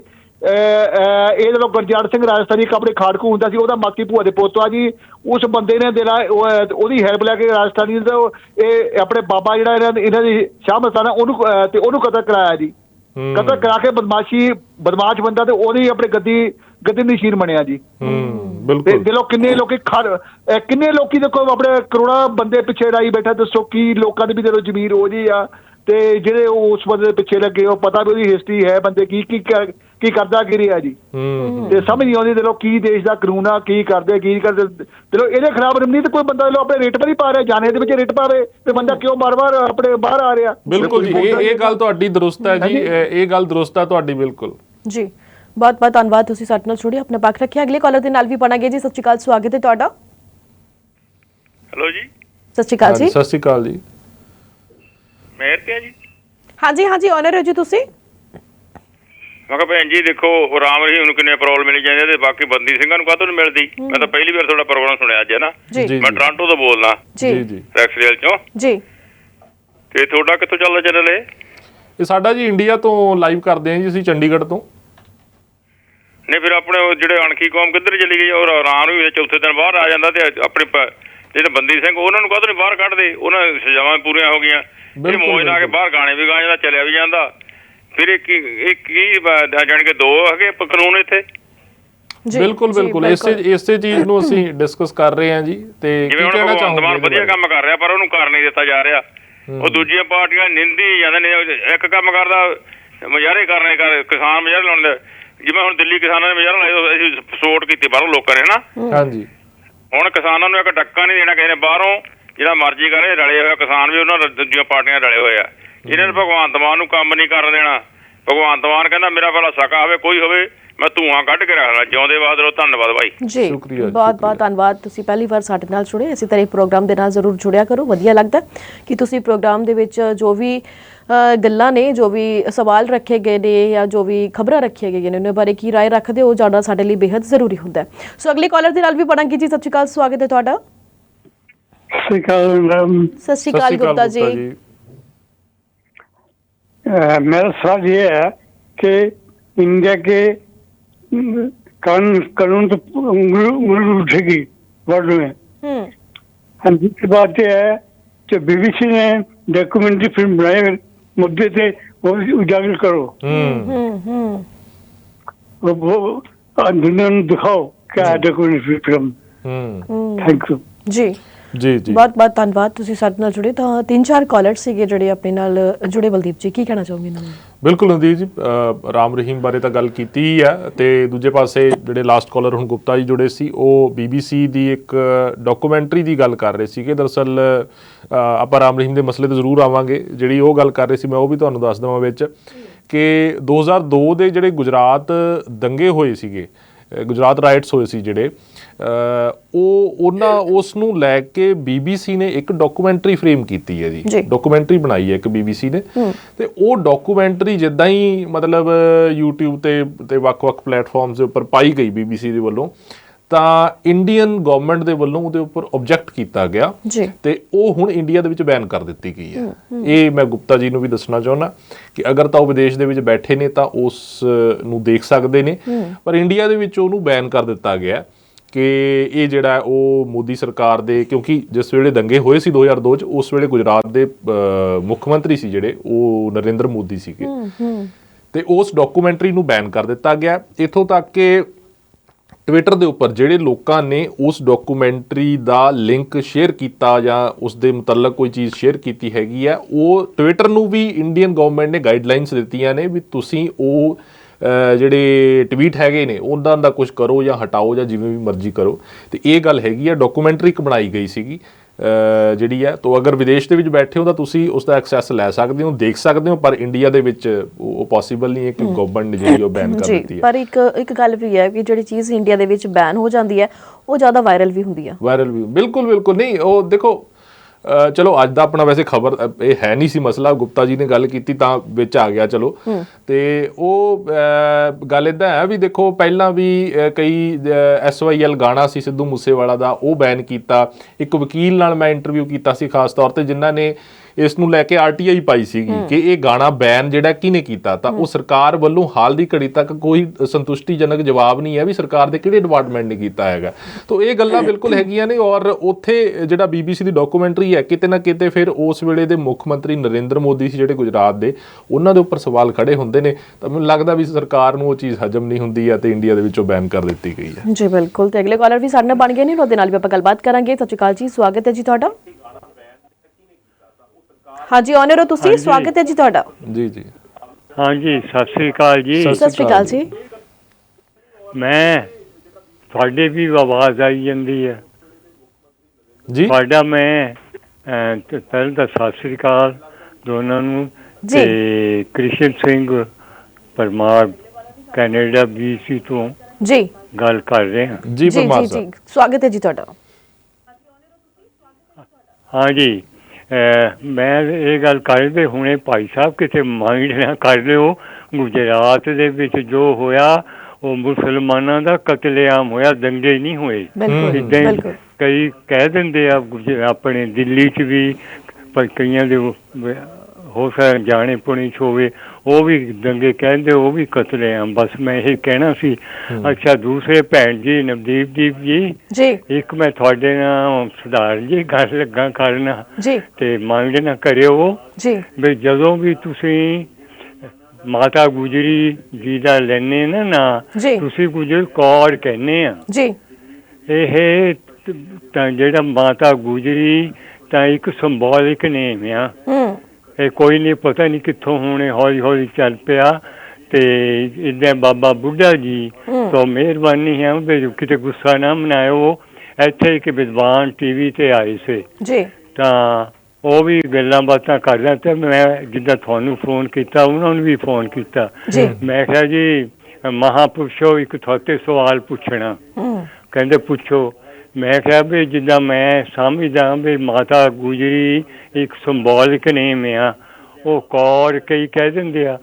ਮੈਂ ਕਿਹਾ ਤੁਸੀਂ, ਕਹਿੰਦਾ ਕਾਕਾ ਨਾ ਮੈਂ ਕਦੀ ਕੌਰ ਕਿਹਾ ਨਾ ਕਹਿਣਾ ਨਾ ਕਦੀ ਕਹੂੰਗਾ, ਬਸ ਆਹ ਤੁਹਾਡੀ ਮਾਈਂਡ ਨਾ ਕਰਿਓ। ਨਹੀਂ ਬਿਲਕੁਲ ਨਹੀਂ, ਬਿਲਕੁਲ ਜੀ। ਬਹੁਤ ਬਹੁਤ ਧੰਨਵਾਦ ਤੁਹਾਡਾ, ਤੁਸੀਂ ਸਾਨੂੰ ਕਾਲ ਕੀਤੀ। ਬਹੁਤ ਚੰਗਾ ਲੱਗਦਾ ਹੈ ਕਿ ਸਾਡੇ ਜਿਹੜੇ ਕਾਲਰ ਨੇ, ਬਹੁਤ ਸਾਰੀਆਂ ਜਿਹੜੀਆਂ ਗਲਤੀਆਂ ਨੇ ਸਾਡੇ ਤੋਂ ਹੋ ਜਾਂਦੀਆਂ ਨੇ, ਇਨਸਾਨ ਆ ਤਾਂ ਕਈ ਚੀਜ਼ਾਂ ਨੇ ਜਿਹੜੀਆਂ ਸੁਭਾਵਿਕ ਜੀਆਂ ਵੀ ਹੋ ਜਾਂਦੀਆਂ ਨੇ, ਕਿਉਂਕਿ ਕਿਸੇ ਵੱਲੋਂ ਡਿਟੇਲ ਦੇ ਵਿੱਚ ਕੁਝ ਆਉਣਾ, ਕਿਸੇ ਦੇ ਸਿੱਖ ਇਤਿਹਾਸ ਦੇ ਨਾਲ ਰਿਲੇਟਡ ਕੋਈ ਗੱਲ ਹੋਣੀ, ਤਾਂ ਉਸ ਦੇ ਵਿੱਚ ਕਈ ਚੀਜ਼ਾਂ ਨੇ ਜਿਹੜੀਆਂ ਕਿਤੇ ਜਿਵੇਂ ਮਾਤਾ ਗੁਜਰ ਕੌਰ ਜੀ ਕਿਹਾ ਜਾਂਦਾ, ਕਿਤੇ ਮਾਤਾ ਗੁਜਰੀ ਜੀ ਕਿਹਾ ਜਾਂਦਾ, ਉਹਨਾਂ ਚੀਜ਼ਾਂ ਨੂੰ ਲੈ ਕੇ ਤੇ ਆਪਾਂ ਜੇ ਵਾਕਈ ਇਹ ਗਲਤੀ ਹੈ ਤਾਂ ਆਪਾਂ ਇਸ ਨੂੰ ਦੁਰਸਤ ਕਰਨ ਦੀ ਜ਼ਰੂਰ ਕੋਸ਼ਿਸ਼ ਕਰਾਂਗੇ। ਤੇ ਸਾਨੂੰ ਬਹੁਤ ਵਧੀਆ ਲੱਗਿਆ ਕਿ ਤੁਸੀਂ ਕਾਲ ਕੀਤੀ ਹੈ, ਤਾਂ ਇਸੇ ਤਰ੍ਹਾਂ ਹੀ ਜ਼ਰੂਰ ਬਣਿਆ ਕਰੋ ਤਾਂ ਕਿ ਸਾਨੂੰ ਵੀ ਆਪਣੀਆਂ ਜਿਹੜੀਆਂ ਗਲਤੀਆਂ ਨੇ ਉਹਨਾਂ ਦਾ ਅਹਿਸਾਸ ਹੁੰਦਾ ਰਹੇ, ਅਸੀਂ ਹੋਰ ਜ਼ਿਆਦਾ ਬੈਟਰ ਕਰਨ ਦੀ ਕੋਸ਼ਿਸ਼ ਕਰੀਏ। ਸੋ ਅਗਲੇ ਕਾਲਰ ਦੇ ਨਾਲ ਵੀ ਬਣਾਂਗੇ ਜੀ। ਸਤਿ ਸ਼੍ਰੀ ਅਕਾਲ, ਸਵਾਗਤ ਹੈ ਤੁਹਾਡਾ। ਕਾਲ ਹੈ ਜਿਹੜੀ ਉਹ ਡ੍ਰੌਪ ਹੋ ਗਈ ਹੈ। ਤਾਂ ਬਲਦੀਪ ਜੀ ਆਪਾਂ ਇੱਕ ਵਾਰ ਫਿਰ ਤੋਂ ਜੀ ਆਪਾਂ ਵਾਪਸ ਰਾਮ ਰਹੀਮ ਵਾਲੇ ਮੁੱਦੇ ਤੇ ਆਈਏ, ਤਾਂ ਉੱਥੇ ਹੀ ਆਪਣਾ ਕੌਮੀ ਇਨਸਾਫ ਮੋਰਚੇ ਦੀ ਗੱਲ ਕੀਤੀ ਜਾਏ ਹੈ ਨਾ, ਕਿ ਬੰਦੀ ਸਿੰਘਾਂ ਦੀ ਰਿਹਾਈ ਨੂੰ ਲੈ ਕੇ, ਉਹ ਬੰਦੀ ਸਿੰਘ ਜੋ ਆਪਣੀਆਂ ਸਜ਼ਾਵਾਂ ਪੂਰੀਆਂ ਕਰ ਚੁੱਕੇ ਨੇ, ਬਹੁਤ ਸਾਲ ਹੋ ਗਏ ਨੇ ਉਹਨਾਂ ਨੂੰ ਜੇਲ੍ਹ ਦੇ ਵਿੱਚ ਬੈਠਿਆਂ। ਕਈ ਤਾਂ ਐਸੇ ਨੇ ਜਿਨ੍ਹਾਂ ਤੇ ਕੇਸ ਵੀ ਨਹੀਂ ਦਰਜ, ਜਿਨ੍ਹਾਂ ਦਾ ਇਹ ਵੀ ਨਹੀਂ ਪਤਾ ਕਿ ਉਹਨਾਂ ਤੇ ਕਿਹੜੇ ਕੇਸ ਨੇ, ਕਿੱਥੇ ਕੀ ਗੱਲ ਚੱਲ ਰਹੀ ਆ। ਸੋ ਉਹਨਾਂ ਨੂੰ ਸਰਕਾਰਾਂ ਨਹੀਂ ਛੱਡ ਰਹੀਆਂ। ਉਸ ਚੀਜ਼ ਨੂੰ ਲੈ ਕੇ ਬੜਾ ਦੁੱਖ ਲੱਗ ਰਿਹਾ ਹੈ ਕਿ ਪਹਿਲਾਂ ਆਮ ਏਰੀਆਜ਼ ਦੇ ਵਿੱਚ ਇਹਨਾਂ ਨੂੰ ਲੈ ਕੇ ਮੋਮਬੱਤੀ ਮਾਰਚ ਕੀਤੇ ਗਏ ਸੀ, ਕੈਂਡਲ ਮਾਰਚ ਕੱਢੇ ਗਏ ਸੀ ਹੈ ਨਾ, ਗੁਰੂ ਘਰਾਂ ਦੇ ਵਿੱਚ ਅਨਾਊਂਸਮੈਂਟ ਕੀਤੀਆਂ ਗਈਆਂ, 7 ਸਮੁੰਦਰ ਪਾਰ ਤੋਂ ਵੀ ਆਵਾਜ਼ਾਂ ਉੱਠੀਆਂ। ਤਾਂ ਹੁਣ ਤਾਂ ਪੱਕਾ ਹੀ ਮੋਰਚਾ ਜਿਹੜਾ ਉਹ ਲੱਗ ਗਿਆ। ਪੰਜਾਬ ਤੋਂ ਹੀ ਨਹੀਂ, ਦੂਰ ਦੁਰਾਡੇ ਤੋਂ ਵੀ ਲੋਕ ਨੇ ਜਿਹੜੇ ਇਸ ਇਨਸਾਫ ਮੋਰਚੇ ਦਾ ਹਿੱਸਾ ਬਣ ਰਹੇ ਨੇ। ਪਰ ਉੱਥੇ ਹੀ ਜੇ ਗੱਲ ਕੀਤੀ ਜਾਵੇ ਕਿ ਇਹੋ ਜਿਹੇ ਲੋਕ ਜਿਨ੍ਹਾਂ ਤੇ ਸ਼ਰੇਆਮ ਕੇਸ ਵੀ ਦਰਜ ਨੇ, ਜਿਨ੍ਹਾਂ ਨੂੰ ਸਜ਼ਾਵਾਂ ਵੀ ਮਿਲੀਆਂ ਹੋਈਆਂ ਨੇ, ਜੋ ਫਿਰ ਵੀ ਪੈਰੋਲ ਤੇ ਬਾਹਰ ਆ ਜਾਂਦੇ ਨੇ, ਤੇ ਉੱਥੇ ਹੀ ਸਾਡੇ ਬੰਦੀ ਸਿੰਘ ਜੋ ਆਪਣੀ ਸਜ਼ਾਵਾਂ ਪੂਰੀਆਂ ਵੀ ਕਰ ਚੁੱਕੇ ਨੇ, ਉਹਨਾਂ ਨੂੰ ਬਾਹਰ ਹੀ ਨਹੀਂ ਆਉਣ ਦਿੱਤਾ ਜਾ ਰਿਹਾ। ਬਿਲਕੁਲ ਦੁਖਾਂਤ ਤਾਂ ਦੇਖੋ ਜੀ ਹੈਗਾ। ਔਰ ਆਪਾਂ ਗੱਲ ਕਰੀਏ ਤਾਂ ਘੱਟ ਤੋਂ ਘੱਟ ਵੀ ਜਿਹੜੇ ਬੰਦੀ ਸਿੰਘ ਹੈਗੇ ਨੇ ਉਹ 20 ਸਾਲ ਤੋਂ ਉੱਪਰ ਦੀ, ਤਕਰੀਬਨ ਕੋਈ 25 ਸਾਲ ਤੋਂ ਉੱਪਰ ਦੀ ਕੈਦ ਜਿਹੜੀ ਆ ਉਹ ਕੱਟ ਚੁੱਕੇ ਨੇ। ਇੱਕ ਥੋੜਾ ਸਮਾਂ ਨਹੀਂ ਹੁੰਦਾ, 20-25 ਸਾਲ ਦੀ ਕੈਦ, ਕੋਈ 27 ਸਾਲ ਦੀ, ਕੋਈ 28 ਸਾਲ ਦੀ ਕੈਦ ਜਿਹੜਾ ਉਹ ਕੱਟ ਚੁੱਕਿਆ ਹੈਗਾ। ਔਰ ਜਿੱਥੋਂ ਤੱਕ ਪੇਰੋਲ ਦੀ ਗੱਲ ਹੈ, ਜਿਵੇਂ 40-40 ਦਿਨ ਦੀ ਪੇਰੋਲ ਮਿਲ ਰਹੀ ਹੈ, ਕਦੇ 21 ਦਿਨ ਦੀ ਪੇਰੋਲ, ਪਹਿਲਾਂ ਵੀ 40 ਦਿਨ ਦੀ ਮਿਲ ਕੇ ਹਟੀ ਹੈ 56 ਦਿਨ ਪਹਿਲਾਂ। ਤੇ ਉਹ ਤੁਸੀਂ ਇਹ ਦੇਖੋ ਕਿ ਮੈਂ ਅੱਗੇ ਵੀ ਇੱਕ ਵਾਰ ਸ਼ਾਇਦ ਸ਼ੋਅ ਦੇ ਵਿੱਚ ਗੱਲ ਕੀਤੀ ਸੀ ਕਿ ਬਲਵੰਤ ਸਿੰਘ ਰਾਜੋਆਣਾ, ਉਹਨਾਂ ਦੇ ਫਾਦਰ ਦਾ ਭੋਗ ਸੀਗਾ ਤੇ ਭੋਗ ਦੀ ਅੰਤਮ ਅਰਦਾਸ ਦੇ ਵਿੱਚ ਸ਼ਾਮਲ ਹੋਣ ਲਈ 2 ਘੰਟੇ ਦੀ ਪੇਰੋਲ ਬੜੀ ਮੁਸ਼ਕਲ ਨਾਲ ਮਿਲੀ ਸੀ। ਇੱਥੇ ਜਨਮ ਦਿਨ ਮਨਾਉਣ ਦੇ ਲਈ ਇਹ ਜੋ ਦਲੀਲ ਦਿੱਤੀ ਗਈ ਆ ਵੀ ਉਹ ਕੋਈ ਇਹਨਾਂ ਦਾ ਪੁਰਾਣਾ ਜਿਹੜਾ ਉਹ ਹੈਗਾ ਡੇਰਾ ਮੁਖੀ, ਪਤਾ ਨਹੀਂ ਮੈਨੂੰ ਹੁਣ ਐਗਜ਼ੈਕਟ ਨਹੀਂ ਪਤਾ, ਤੇ ਉਹ ਉਸ ਦਾ ਜਨਮ ਦਿਨ ਮਨਾਉਣਾ ਹੈਗਾ 25 ਤਰੀਕ ਨੂੰ, ਇਸ ਕਰਕੇ 40 ਦਿਨ ਦੀ ਪੇਰੋਲ ਮਿਲੀ ਹੈ। ਤੇ ਮੈਨੂੰ ਯਾਦ ਹੈ ਵੀ ਬਲਵੰਤ ਸਿੰਘ ਰਾਜੋਆਣਾ ਦਾ ਫਾਦਰ ਦਾ ਭੋਗ ਸੀ 2022 ਦੇ ਵਿੱਚ ਹੀ ਮੇਰੇ ਖਿਆਲ, ਸ਼ੁਰੂਆਤ ਦੇ ਵਿੱਚ ਸ਼ਾਇਦ। ਔਰ 2 ਘੰਟੇ ਦੀ ਪੇਰੋਲ ਬੜੀ ਮੁਸ਼ਕਲ ਨਾਲ ਮਿਲੀ ਸੀਗੀ ਬਲਵੰਤ ਸਿੰਘ ਰਾਜੋਆਣਾ ਉਹਨਾਂ ਨੂੰ। ਤੇ ਇਹ ਤਾਂ ਮਤਲਬ ਹਾਲਾਤ ਨੇ। ਗੁਰਮੀਤ ਰਾਮ ਰਹੀਮ ਨੂੰ ਲਗਾਤਾਰ ਪੇਰੋਲ ਮਿਲਣੀ, ਇਹ ਸਾਫ਼ ਤੌਰ ਤੇ ਦੇਖੋ ਸਿਆਸੀ ਜਾਂ ਪਾਰਟੀ ਦੀ ਜਾਂ ਸਰਕਾਰ ਦੀ ਦਖਲਅੰਦਾਜ਼ੀ ਤੋਂ ਬਿਨਾਂ ਜਿਹੜਾ ਉਹ ਮੁਮਕਿਨ ਨਹੀਂ, ਸੰਭਵ ਨਹੀਂ ਹੈਗਾ। ਦੂਜਾ ਮੈਂ ਇਹਦੇ 'ਚ ਇੱਕ ਹੋਰ ਪੁਆਇੰਟ ਦੱਸ ਦਿੰਦਾ ਕਿ ਹੁਣ ਜਿਹੜਾ ਫਰੀਦਕੋਟ ਦੀ ਅਦਾਲਤ ਦੇ ਵਿੱਚ ਕੇਸ ਚੱਲ ਰਿਹਾ ਬੇਅਦਬੀ ਦਾ, ਜਿਸ ਨੂੰ ਲੈ ਕੇ SIT ਵੀ ਬਣੀ ਹੋਈ ਹੈ, ਉਸ ਬੇਅਦਬੀ ਦੇ ਕੇਸ ਦੇ ਵਿੱਚ ਕਿਉਂਕਿ ਗੁਰਮੀਤ ਰਾਮ ਰਹੀਮ ਵੀ ਜਿਹੜਾ ਉਹ ਸ਼ਾਮਲ ਹੈਗਾ ਤੇ ਕੁਝ ਡੇਰਾ ਪ੍ਰੇਮੀ ਜਿਹੜੇ ਨੇ ਉਹਨਾਂ ਦਾ ਨਾਮ ਹੈਗਾ, ਤਾਂ ਉਹ ਕੇਸ ਨੂੰ ਲੈ ਕੇ ਹੁਣ ਡੇਰਾ ਪ੍ਰੇਮੀ ਤੇ ਗੁਰਮੀਤ ਰਾਮ ਰਹੀਮ ਸੁਪਰੀਮ ਕੋਰਟ ਤੱਕ ਵੀ ਉਹਨਾਂ ਨੇ ਪਹੁੰਚ ਕੀਤੀ ਹੈ ਕਿ ਫਰੀਦਕੋਟ ਦੀ ਅਦਾਲਤ ਦੇ ਵਿੱਚ ਜਿਹੜਾ ਕੇਸ ਚੱਲ ਰਿਹਾ, ਅਸੀਂ ਪੰਜਾਬ ਦੇ ਵਿੱਚ ਕੇਸ ਜਿਹੜਾ ਉਹ ਨਹੀਂ ਲੜ ਸਕਦੇ, ਸੁਰੱਖਿਅਤ ਨਹੀਂ, ਕਹਿੰਦੇ ਵੀ ਅਸੀਂ ਪੰਜਾਬ ਦੇ ਵਿੱਚ ਆਵਾਂਗੇ, ਸਾਡੇ ਲਈ ਸੁਰੱਖਿਅਤ ਨਹੀਂ ਹੈਗਾ ਪੰਜਾਬ। ਸੋ ਉਸ ਕੇਸ ਨੂੰ, ਬੇਅਦਬੀ ਦੇ ਕੇਸ ਨੂੰ ਪੰਜਾਬ ਤੋਂ ਬਾਹਰ ਟਰਾਂਸਫਰ ਕੀਤਾ ਜਾਵੇ। ਸੋ ਕੇਸ ਟਰਾਂਸਫਰ ਨੂੰ ਲੈ ਕੇ ਵੀ ਦੂਜੇ ਪਾਸੇ ਲੜਾਈ ਜਿਹੜੀ ਆ ਉਹ ਗੁਰਮੀਤ ਰਾਮ ਰਹੀਮ ਲੜ ਰਿਹਾ ਕਿ ਪੰਜਾਬ ਦੇ ਵਿੱਚੋਂ ਉਸ ਕੇਸ ਨੂੰ ਬਾਹਰ ਲੈ ਕੇ ਜਾਂਦਾ ਜਾਵੇ ਤਾਂ ਉਹ ਅਗਰ ਉਹ ਕੇਸ ਬਾਹਰ ਚਲੇ ਜਾਂਦਾ ਹੈ, ਤਾਂ ਉਹ ਕੰਮ ਹੋਰ ਜ਼ਿਆਦਾ ਸੌਖਾ ਹੋ ਜਾਊਗਾ, ਕਿਉਂਕਿ ਉੱਥੋਂ ਫਿਰ ਕੇਸ 'ਚੋਂ ਆਪਣਾ ਨਾਮ ਕਢਾਉਣਾ ਜਾਂ ਨਿਕਲਣਾ ਜਿਹੜਾ ਉਹ ਕਿਤੇ ਨਾ ਕਿਤੇ ਹੋਰ ਮੈਨੂੰ ਲੱਗਦਾ ਵੀ ਉਹਦੇ 'ਚ ਆਸਾਨੀ ਹੋਊਗੀ। ਸੋ ਇਹ ਚੀਜ਼ਾਂ ਵੀ ਪੈਰਲਲ ਨਾਲ ਚੱਲ ਰਹੀਆਂ ਨੇ। ਬਹੁਤ ਦੁੱਖ ਦੀ ਗੱਲ ਹੈਗੀ ਹੈ ਕਿ ਇੱਕ ਪਾਸੇ ਕੌਮੀ ਮੋਰਚਾ ਜਿਹੜਾ ਅੱਜ ਕੱਲ੍ਹ ਲੱਗਿਆ ਹੋਇਆ ਚੰਡੀਗੜ੍ਹ ਮੋਹਾਲੀ ਦੀ ਸਰਹੱਦ ਤੇ, ਇੱਕ ਪਾਸੇ ਮੋਰਚੇ ਲਾਉਣੇ ਪੈ ਰਹੇ ਨੇ, ਇੱਕ ਪਾਸੇ ਕਹਿ ਲਓ ਵੀ ਮੀਡੀਆ 'ਚ ਹੌਲੀ ਜਿਹੀ ਖਬਰ ਆਉਂਦੀ ਹੁੰਦੀ ਹੈ ਵੀ ਗੁਰਮੀਤ ਰਾਮ ਰਹੀਮ ਨੇ 40 ਦਿਨ ਦੀ ਪੇਰੋਲ ਦੇ ਲਈ ਅਰਜ਼ੀ ਦਾਇਰ ਕੀਤੀ ਤੇ ਉਹਦੀ ਅਰਜ਼ੀ ਮਨਜ਼ੂਰ ਕਰ ਲਈ ਗਈ ਹੈ, ਇਸ ਕਰਕੇ 40 ਦਿਨ ਦੀ ਪੇਰੋਲ ਦੇ ਦਿੱਤੀ ਗਈ ਹੈ। ਜੀ ਬਿਲਕੁਲ। ਕਈ ਕਾਲਰ ਸਾਡੇ ਨਾਲ ਜੁੜ ਗਏ ਸੀ, ਪਹਿਲਾਂ ਅਸੀਂ ਉਹਨਾਂ ਦੇ ਨਾਲ ਗੱਲਬਾਤ ਕਰਾਂਗੇ, ਫਿਰ ਅਸੀਂ ਆਪਣੀ ਗੱਲ ਜਾਰੀ ਰੱਖਾਂਗੇ। ਸਤਿ ਸ਼੍ਰੀ ਅਕਾਲ ਜੀ, ਸਵਾਗਤ ਹੈ ਜੀ ਤੁਹਾਡਾ। ਰਿਪਨੇ ਬੋਲ ਰਿਹਾ ਜੀ, ਸਤਿ ਸ਼੍ਰੀ ਅਕਾਲ ਸਾਹਿਬ, ਸਵਾਗਤ ਹੈ ਤੁਹਾਡਾ। ਦੇ ਗੱਲ ਇਹ ਮੈਨੂੰ ਲੱਗਦਾ ਵੀ ਇਹ ਧਿਆਨ ਹੁੰਦੇ ਆਪਣੇ ਸਿੰਘ, ਉਹ ਕਾਰ ਇਹ ਹੈ ਵੀ ਇਹਨੇ ਬੇਤਫਾਕੀ ਕਿਉਂ ਜਿਹੜੇ ਹੁਣ ਅਕਾਲੀ ਇਹਨੇ ਪਹਿਲਾਂ ਤਾਂ ਉਹ ਵਿਸ਼ਾ ਦੇ ਵਿੱਚ ਰਹੇ ਨੇ, ਜਦੋਂ ਇਹ ਉਹਨਾਂ ਨੇ ਵੀ ਨਹੀਂ ਇਹਨੇ ਰਿਹਾ ਹੋਣੀ ਜਾਂ ਜੇ ਰਿਹਾ ਹੋ ਤਾਂ ਪੰਜਾਬ 'ਚ ਗੜਬੜ ਪਊਗੀ। ਅੱਜ ਇਹ ਕਹਿੰਦੇ ਵੀ ਰਿਹਾ ਕਰੋ ਇਹਨਾਂ ਨੂੰ, ਉਹ ਵੀ ਜਾਣਦੇ ਇਹਨਾਂ ਸ਼ਰਾਰਤਾਂ ਨੂੰ ਵੀ ਕੀ ਇਹ ਜਦੋਂ ਛਡਾਉਣੇ ਚਾਹੁੰਦੇ ਕਿਵੇਂ ਛਡਾਉਣੇ ਚਾਹੁੰਦੇ ਆ। ਇਹ ਕਰਕੇ ਰਿਹਾ ਨਹੀਂ ਹੋ ਰਹੇ, ਨਹੀਂ ਜੇ ਇਹੀ ਗੱਲ ਵੀ ਨਾ ਹੋਣ, ਜੇ ਸੱਚੇ ਦਿਲੋਂ ਕਰਦੇ ਨਾ ਇਹੀ ਤਾਂ ਲੋਕ ਪਹਿਲਾਂ ਵਿਰੋਧ ਕਰਦੇ ਨੇ ਛੱਡਣ ਦਾ ਵੀ ਜੇ ਪੰਜਾਬ 'ਚ ਆ ਕੇ ਜਿਵੇਂ ਅੱਧੀਆ ਦੂਆ ਭੁੱਲਰ ਸੀਗਾ ਵੀ ਪੰਜਾਬ ਜਾ ਕੇ ਤਾਂ ਗੜਬੜ ਪੈ ਜੂਗੀ, ਇਹਨੂੰ ਤਾਂ ਹੀ ਨਹੀਂ ਆਉਣ ਦਿੰਦੇ ਉਹ ਸੀਗੇ ਵੀ ਇਹ ਗੜਬੜ ਪਊ ਪੰਜਾਬ ਜਾ ਕੇ। ਹੁਣ ਇਹ ਕਿਹੜੇ ਮੂੰਹ ਕਹਿੰਦੇ ਵੀ ਜੇ ਛੱਡ ਦਿਓ ਇਹਨਾਂ ਨੂੰ, ਇਹੀ ਕਰਕੇ ਨਹੀਂ ਉਹ ਗੌਰ ਦਿੰਦਾ ਗੱਲਾਂ ਇਹਨਾਂ ਨੂੰ। ਦੂਜੀ ਗੱਲ ਜਿਹੜੀ ਹੈਗੀ ਆ ਤੁਸੀਂ ਵੀਡੀਓ ਦੀ ਗੱਲ ਕਰਦੇ ਹੋ, ਉਹ ਮੈਨੂੰ ਲੱਗਦਾ ਯਾਰ ਨਾ ਪੰਜਾਬ ਭਾਰਤ ਦਾ ਸਰਕਾਰ ਹੋ ਗਿਆ ਨਾ ਰੋਹੇ ਦੇ ਕੰਨੂ ਰਸ਼ੀਆ ਕੰਨੀ ਨੂੰ, ਉਹ ਇਹਨਾਂ ਨੂੰ ਮਾਫ ਨਹੀਂ ਇਹਨਾਂ ਮੁਲਕਾਂ ਨੂੰ। ਹਾਂ ਇਹ ਕਰਕੇ ਉਧਰ ਥੋੜਾ ਜਿਹਾ ਹੋਇਆ ਯਾਰ, ਨਹੀਂ ਤਾਂ ਹੁਣ ਤੇ ਟਿਕੇ ਰਹੇ ਨੇ। ਹੁਣ ਕੋਈ ਪਹਿਲਾਂ ਹੀ ਕੋਈ ਗੱਲ ਕੀਤੀ ਹੈਗੀ ਜਦ ਰਸ਼ੀਆ 'ਚ ਘਾਹ ਹੋਇਆ ਇਹ ਮੋਦੀ ਦਾ, ਜਦ ਤੋਂ ਥੋੜੇ ਲੱਗੇ ਨੇ ਉਲਟੀ ਬਿਲਕੁਲ। ਬਹੁਤ ਬਹੁਤ ਧੰਨਵਾਦ, ਤੁਸੀਂ ਸਾਡੇ ਨਾਲ ਜੁੜੇ। ਅਗਲੇ ਕਾਲਰ ਦੇ ਨਾਲ ਵੀ ਬਣਾਂਗੇ ਜੀ। ਸਤਿ ਸ਼੍ਰੀ ਅਕਾਲ, ਸਵਾਗਤ ਹੈ ਤੁਹਾਡਾ। ਸਤਿ ਸ੍ਰੀ ਅਕਾਲ ਜੀ। ਸਤਿ ਸ਼੍ਰੀ ਅਕਾਲ ਜੀ। ਮੈਂ ਹਰਭਜਨ ਸਿੰਘ ਬੋਲਣਾ ਕੈਨੇਡਾ ਤੋਂ ਜੀ, ਸਵਾਗਤ ਹੈ ਤੁਹਾਡਾ। ਤੇ ਹਾਂਜੀ ਤੇ ਜੀ 1947 ਤੋਂ ਬਾਅਦ ਹੀ ਸਿੱਖਾਂ ਲਈ ਹੋਰ ਕਾਨੂੰਨ ਸਨ ਤੇ ਹਿੰਦੂ ਮੈਜੋਰਿਟੀ ਲਈ ਹੋਰ ਕਾਨੂੰਨ ਸਨ। ਪੰਡਿਤ ਨੇ ਬਣਾ ਦਿੱਤੇ ਤੇ ਪੰਜਾਬੀ ਸੂਬੇ ਵਾਰੀ ਆਂਦਾ ਸੀ ਵੀ ਮੈਂ ਸਿਵਲ ਵਾਰ ਨੂੰ ਤਰਜੀਹ ਦਿਆਂਗਾ ਪੰਜਾਬੀ ਸੂਬਾ ਬਣਾਉਣ ਨਾਲ। ਤੇ ਫਿਰ ਜਦੋਂ ਇੰਦਰਾ ਗਾਂਧੀ ਨੇ ਉਹ ਟੱਕ ਲਾਇਆ ਸਤਲੁਜ ਜਮਨਾ ਦਾ, ਤੇ ਸਾਰੇ ਕਾਂਗਰਸੀ ਸਿੱਖ ਜਿਹੜੇ ਨੇ ਇਹ ਆਂਦੇ ਹਨ ਬੀਬੀ ਜੀ ਵਧਾਈ ਹੋਵੇ, ਪੰਜਾਬ ਦੇ ਪਾਣੀਆਂ ਤੇ ਡਾਕਾ ਮਾਰ ਕੇ ਤੁਸੀਂ ਬੜਾ ਆਸਾਨ ਕੀਤਾ ਪੰਜਾਬ ਤੇ ਕੈਪਟਨ ਸਾਹਿਬ ਸੋਨੇ ਦੀ ਕਹੀ ਲੈ ਕੇ ਗਏ, ਤੇ ਜਗਮੀਤ ਸਿੰਘ ਪੰਜਾਬ ਦੀ ਆਵਾਜ਼ ਛੋਟਾ ਜਿਹਾ ਖਿਡੌਣਾ ਚਾਂਦੀ ਦਾ ਕਹੀ ਤੇ ਟੋਕਰੀ ਲੈ ਕੇ ਗਿਆ ਸੀ। ਤੇ ਅਸਲ 'ਚ ਜਿਹੜੀ ਸਾਡੀ ਕੌਮ ਹੈ ਨਾ ਜੀ, ਇਹ ਝੋਲੀ ਚੁੱਕਾਂ ਦੀ ਤੇ ਘੋੜੀਆਂ ਗਾਣ ਵਾਲਿਆਂ ਦੀ ਕੌਮ ਬਣ ਚੁੱਕੀ ਹੈ। ਹੁਣ ਕੱਲ ਪਠਾਨਕੋਟ 'ਚ ਵੜਿੰਗ ਸਾਹਿਬ ਨੇ ਤੇ ਬਾਜਵਾ ਸਾਹਿਬ ਨੇ ਰੌਲ ਦੀਆਂ ਘੋੜੀਆਂ ਗਾਈਆਂ, ਏਡੀ ਸੁਰੀਲੀ ਆਵਾਜ਼ 'ਚ ਘੋੜੀਆਂ ਗਾਈਆਂ ਤੇ ਸੰਗਤਾਂ ਨੂੰ ਬੜਾ ਨਿਹਾਲ ਕੀਤਾ। ਤੇ ਦੂਸਰੇ ਬੰਨੇ ਇਹ ਮਨਪ੍ਰੀਤ ਬਾਦਲ ਸਾਹਿਬ ਨੇ, ਉਹਨਾਂ ਨੇ ਅਮਿਤ ਸ਼ਾਹ ਦੀਆਂ ਘੋੜੀਆਂ ਬੜੀਆਂ ਗਾਈਆਂ ਤੇ ਬੜੀ ਸੁਰੀਲੀ ਆਵਾਜ਼ 'ਚ, ਤੇ ਉਹਨਾਂ ਬੜਾ ਨਿਹਾਲ ਕੀਤਾ ਸੰਗਤਾਂ ਨੂੰ। ਤੇ ਹੁਣ ਜਿਹੜੀ ਸਾਡੀ ਕੌਮ ਹੈ ਨਾ, ਇਹ ਝੋਲੀ ਚੁੱਕਾਂ ਦੀ ਤੇ ਘੋੜੀਆਂ ਗਾਣ ਵਾਲਿਆਂ ਦੀ ਤੇ ਝੋਲੀ ਚੁੱਕਾਂ ਦੀ ਕੌਮ ਬਣ ਚੁੱਕੀ ਹੈ। 50 ਸਾਲ ਪਹਿਲਾਂ ਜਦੋਂ ਸਾਡਾ ਮੈਂਸ਼ਨ ਹੁੰਦਾ ਸੀ ਨਾ ਇੰਟਰਨੈਸ਼ਨਲ ਮੀਡੀਆ ਤੇ ਲੋਕ ਪ੍ਰੈਸ ਲਿਖਦੀ ਹੁੰਦੀ ਸੀ ਕਿ best soldiers of India, best farmers of India, best carpenters of India, ਪਰ ਹੁਣ ਵੀ ਹੈ ਬਿਕਮ ਦੀ ਬੈਸਟ ਝੋਲੀ ਚੁੱਕ। ਅਸੀਂ ਮਰਾਸ਼ੀ ਵੀ ਬਣ ਗਈਆਂ ਕਿਉਂਕਿ ਅਸੀਂ ਘੋੜੀਆਂ ਬਹੁਤ ਸੋਹਣੀਆਂ ਗਾਉਂਦੇ ਹਾਂ। ਜੀ ਬਹੁਤ ਬਹੁਤ ਧੰਨਵਾਦ ਹਰਭਜਨ ਜੀ, ਤੁਸੀਂ ਸਾਡੇ ਨਾਲ ਛੁੜੇ। ਅਗਲੇ ਕਾਲਰ ਦੇ ਨਾਲ ਵੀ ਬਣਾਂਗੇ ਜੀ। ਸਤਿ ਸ਼੍ਰੀ ਅਕਾਲ, ਸਵਾਗਤ ਹੈ ਤੁਹਾਡਾ। Again, ਜੀ Gupta ji. Madam, I want to say rule of law is one. That there should be no difference between have not. Rule of law कहता है कि everybody equal right from constable to prime minister. The difference. Why not बंदी seat छोड़ जाए? Why Ram Rahim again left?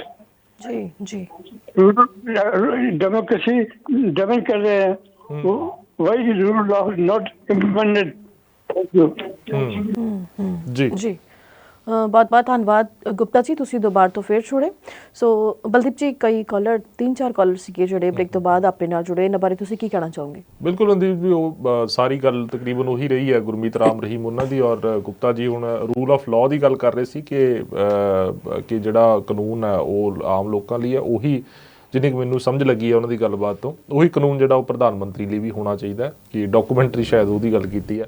ਬਾਕੀ ਜਿਹੜੇ ਹੋਰ collar ਸੀ ਉਹਨਾਂ ਨੇ ਵੀ ਰਾਮ ਰਹੀਮ ਨੂੰ ਲੈ ਕੇ ਜਿਹੜੀ ਗੱਲ ਕਹੀ ਹੈ। ਇੱਕ ਕਾਲਰ ਸੀ ਕਿ ਅਕਾਲੀ ਦਲ ਜਿਹੜਾ ਉਹ ਜਿਸ ਵੇਲੇ ਸੱਤਾ ਦੇ ਵਿੱਚ ਸੀ ਔਰ ਜਿਸ ਵੇਲੇ ਭਾਜਪਾ ਕੇਂਦਰ ਦੇ ਵਿੱਚ ਬਣੀ ਹੈ ਸਰਕਾਰ, ਜੁਆਇੰਟ ਇਹਨਾਂ ਦੀ ਸਰਕਾਰ ਸੀ, ਉਸ ਵੇਲੇ ਕਿਉਂ ਨਹੀਂ ਇਹਨਾਂ ਨੇ ਬੰਦੀ ਸਿੰਘਾਂ ਦੀ ਗੱਲ ਕੀਤੀ, ਜਾਂ ਉਸ ਵੇਲੇ ਰਿਹਾ ਕਰਨ ਦੀ ਜਿਹੜੀ ਹੈ ਗੱਲ ਕਿਉਂ ਨਹੀਂ ਕੀਤੀ ਹੈ। ਅਟਲ ਬਿਹਾਰੀ ਵਾਜਪਾਈ ਦੀ ਸਰਕਾਰ ਰਹੀ ਹੈਗੀ ਹੈ ਕੇਂਦਰ ਦੇ ਵਿੱਚ, ਉਸ ਤੋਂ ਬਾਅਦ ਮੋਦੀ ਸਰਕਾਰ ਜੋ ਹੈ 14 'ਚ ਬਣੀ ਹੈ, ਉਸ ਵੇਲੇ ਕਿਉਂ ਨਹੀਂ? ਕਿਉਂਕਿ ਇੰਨਾ ਵਕਤ ਤਾਂ ਇਹ ਆ ਕੇ ਹੁਣ ਹੋਏ ਨੇ ਨਾ, ਜਦੋਂ ਖੇਤੀ ਕਾਨੂੰਨ ਜਿਹੜੇ ਉਹ ਆਏ ਨੇ, ਤੇ ਉਸ ਵੇਲੇ ਕਿਉਂ ਨਹੀਂ ਕੀਤੀ? ਕਿ ਬਿਲਕੁਲ ਅਕਾਲੀ ਦਲ ਦੇ ਉੱਪਰ ਇਹ ਸਵਾਲ ਜਿਹੜੇ ਨੇ ਜ਼ਰੂਰ ਖੜੇ ਹੁੰਦੇ ਨੇ। ਹੁਣ ਮੋਰਚਾ ਜਾਂ ਹੁਣ SGPC ਜਿਹੜੀ ਆ ਉਹ ਦਸਤਖਤ ਮੁਹਿੰਮ ਉਹਨਾਂ ਨੇ ਚਲਾਈ ਹੋਈ ਹੈ, ਪਰ ਉਸ ਵੇਲੇ ਐਫਰਟ ਜਿਹੜੇ ਢੁਕਵੇਂ ਜਿਹੜੇ ਨੇ ਉਹ ਕਿਉਂ ਨਹੀਂ ਕੀਤੇ ਗਏ ਕਿ ਬੰਦੀ ਸਿੰਘ ਰਿਹਾ ਹੋਣ? ਇਹ ਕੁਐਸਚਨੇਬਲ ਜ਼ਰੂਰ ਹੈਗਾ ਅਕਾਲੀ ਦਲ ਦੇ ਲਈ। ਜੀ ਜੀ ਬਿਲਕੁਲ। ਤਾਂ ਬਹੁਤ ਹੀ ਚੰਗਾ ਹੋਵੇਗਾ ਜੇਕਰ ਸਰਕਾਰਾਂ ਵੱਲੋਂ ਇਸ ਗੱਲ ਵੱਲ ਧਿਆਨ ਦਿੱਤਾ ਜਾਵੇਗਾ, ਇਸ ਮਸਲੇ 'ਤੇ ਕੋਈ ਅਹਿਮ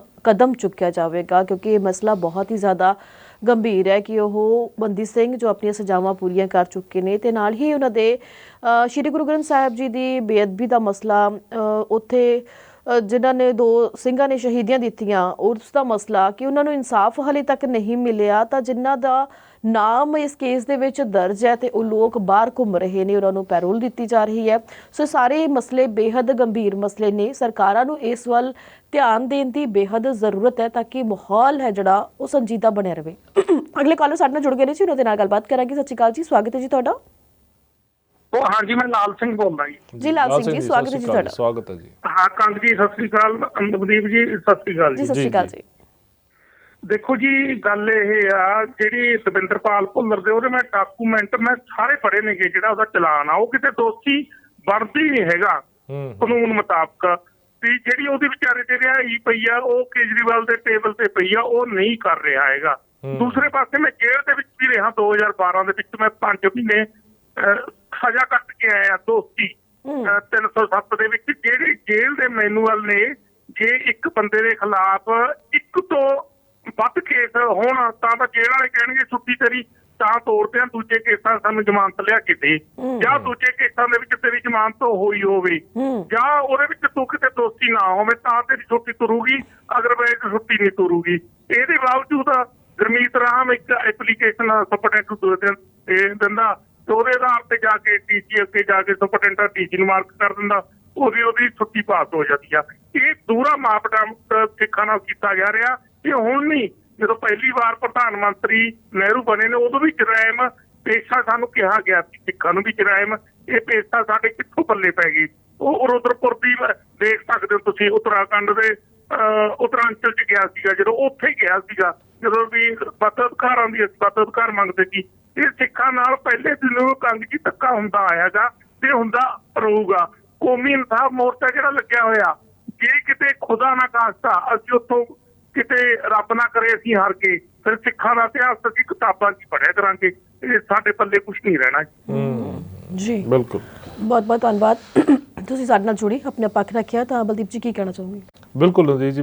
ਲਾਲ ਸਿੰਘ ਅਕਸਰ ਆਪਣੇ ਕਾਲਰ ਨੇ ਜਿਹੜੇ ਬੜੇ ਆਪਾਂ ਨੂੰ ਆਪਣਾ ਪ੍ਰੋਗਰਾਮ ਜਿਹੜਾ ਉਹ ਰੈਗੂਲਰ ਦੇਖਦੇ ਨੇ, ਵਾਚ ਕਰਦੇ ਨੇ ਔਰ ਅਕਸਰ ਆਪਣੇ ਕਮੈਂਟਸ ਰੱਖਦੇ ਨੇ, ਤੇ ਹੁਣ ਵੀ ਉਹਨਾਂ ਵੱਲੋਂ ਜਿਹੜੀ ਗੱਲ ਕਹੀ ਗਈ ਆ ਉਹ ਦਰੁਸਤ ਹੈਗੀ ਆ, ਉਹਦੇ 'ਚ ਕੋਈ ਦੋ ਰਾਏ ਨਹੀਂ ਹੈ। ਕੌਮੀ ਇਨਸਾਫ ਮੋਰਚਾ ਜਿਹੜਾ ਉਹ ਚੱਲ ਰਿਹਾ, ਹੁਣ ਤੱਕ ਜਿੰਨੇ ਵੀ ਮੋਰਚੇ ਨੇ, ਚਾਹੇ ਉਹ ਕਿਸਾਨ ਮੋਰਚੇ ਦੀ ਗੱਲ ਕਰੀਏ, ਉੱਥੋਂ ਜਿੱਤ ਪ੍ਰਾਪਤ ਕਰਕੇ ਹੀ ਪੰਜਾਬੀ ਜਿਹੜੇ ਨੇ ਵਾਪਸ ਮੁੜੇ ਨੇ।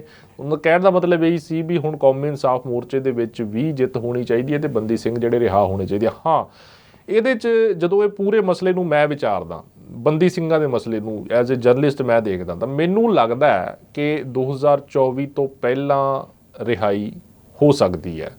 ਕਾਰਨ ਉਹਦੇ ਵਿੱਚ ਇਹ ਨੇ, ਦੇਖੋ ਜੇ ਇਹਨੂੰ ਪੋਲੀਟਿਕਸ 'ਚ ਇਨਵੋਲਵ ਕਰਕੇ ਦੇਖ ਲਈਏ ਆਪਾਂ, ਜਿਹੜੀ BJP ਹੈਗੀ ਹੈ, BJP ਸਰਕਾਰ ਹੈ, ਉਹਦੇ ਵੱਲੋਂ 2024 ਦੀਆਂ ਇਲੈਕਸ਼ਨਸ ਹੁਣ ਲੜੀਆਂ ਜਾਣੀਆਂ ਨੇ। ਪੰਜਾਬ ਦੇ ਵਿੱਚ, ਔਰ ਜ਼ੋਰ ਸ਼ੋਰ ਨਾਲ ਉਹ ਲੜਨ ਦੀ ਤਿਆਰੀ ਵੀ ਕਰ ਰਹੇ ਨੇ। ਦੇਖਿਆ ਜਾਵੇ ਤਾਂ ਹੁਣ ਮਨਪ੍ਰੀਤ ਸਿੰਘ ਬਾਦਲ ਦੇਖ ਲਓ, ਇੱਕ ਕਾਂਗਰਸ ਦੇ ਵੱਡੇ ਲੀਡਰ, ਉਹ ਬੀਜੇਪੀ ਚਲੇ ਗਏ। ਇਸ ਤੋਂ ਇਲਾਵਾ ਹੋਰ ਲਗਾਤਾਰ ਇੱਕ ਤੁਸੀਂ ਦੇਖਿਓ ਕਿ ਜਿੱਦਾਂ ਜਿੱਦਾਂ 24 ਨੇੜੇ ਆਉਂਦਾ ਜਾਊਗਾ, ਜਿਵੇਂ ਬੰਗਾਲ ਦੇ ਵਿੱਚ ਤ੍ਰਿਣਮੂਲ ਕਾਂਗਰਸ ਦੇ ਤੇ ਹੋਰ ਪਾਰਟੀਆਂ ਦੇ ਜਿਹੜੇ ਬੰਦੇ ਤੋੜ ਕੇ ਬੀਜੇਪੀ ਨੇ ਆਪਣੇ 'ਚ ਰਲਾਏ ਸੀ, ਇਸੇ ਤਰੀਕੇ ਦੇ ਨਾਲ ਇਹ ਘਟਨਾਕ੍ਰਮ ਵੀ ਆਪਾਂ ਨੂੰ ਦੇਖਣ ਨੂੰ ਮਿਲੂਗਾ ਪੰਜਾਬ ਦੇ ਵਿੱਚ ਕਿ ਵੱਡੇ ਚਿਹਰੇ, ਵੱਡੇ ਨਾਮ ਜਿਹੜੇ ਆਗੂ ਨੇ ਉਹ ਬੀਜੇਪੀ 'ਚ ਜਾਂਦੇ ਦਿਸਣਗੇ।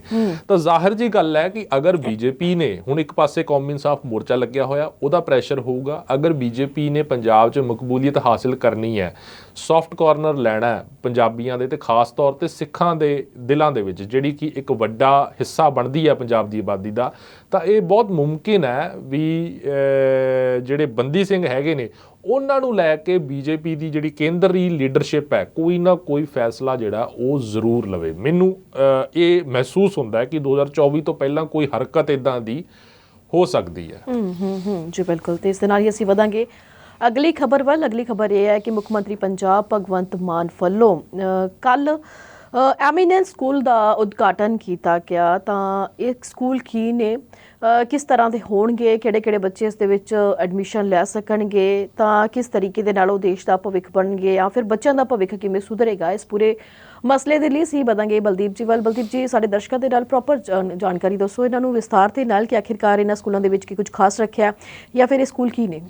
ਬਿਲਕੁਲ, ਕੱਲ ਜਿਹੜਾ ਆਮ ਆਦਮੀ ਪਾਰਟੀ ਦੀ ਸਰਕਾਰ ਜਿਹੜੀ ਪੰਜਾਬ ਦੇ ਵਿੱਚ ਆ, ਉਹਨਾਂ ਦੇ ਮੁੱਖ ਮੰਤਰੀ ਭਗਵੰਤ ਸਿੰਘ ਮਾਨ, ਉਹਨਾਂ ਨੇ ਮੋਹਾਲੀ ਦੇ ਵਿੱਚ ਜਿਹੜਾ ਇੱਕ ਸਕੂਲ ਦਾ ਉਦਘਾਟਨ ਕੀਤਾ ਜਿਹਨੂੰ ਸਕੂਲ ਆਫ ਐਮੀਨੈਂਸ ਕਿਹਾ ਜਾਂਦਾ ਹੈ।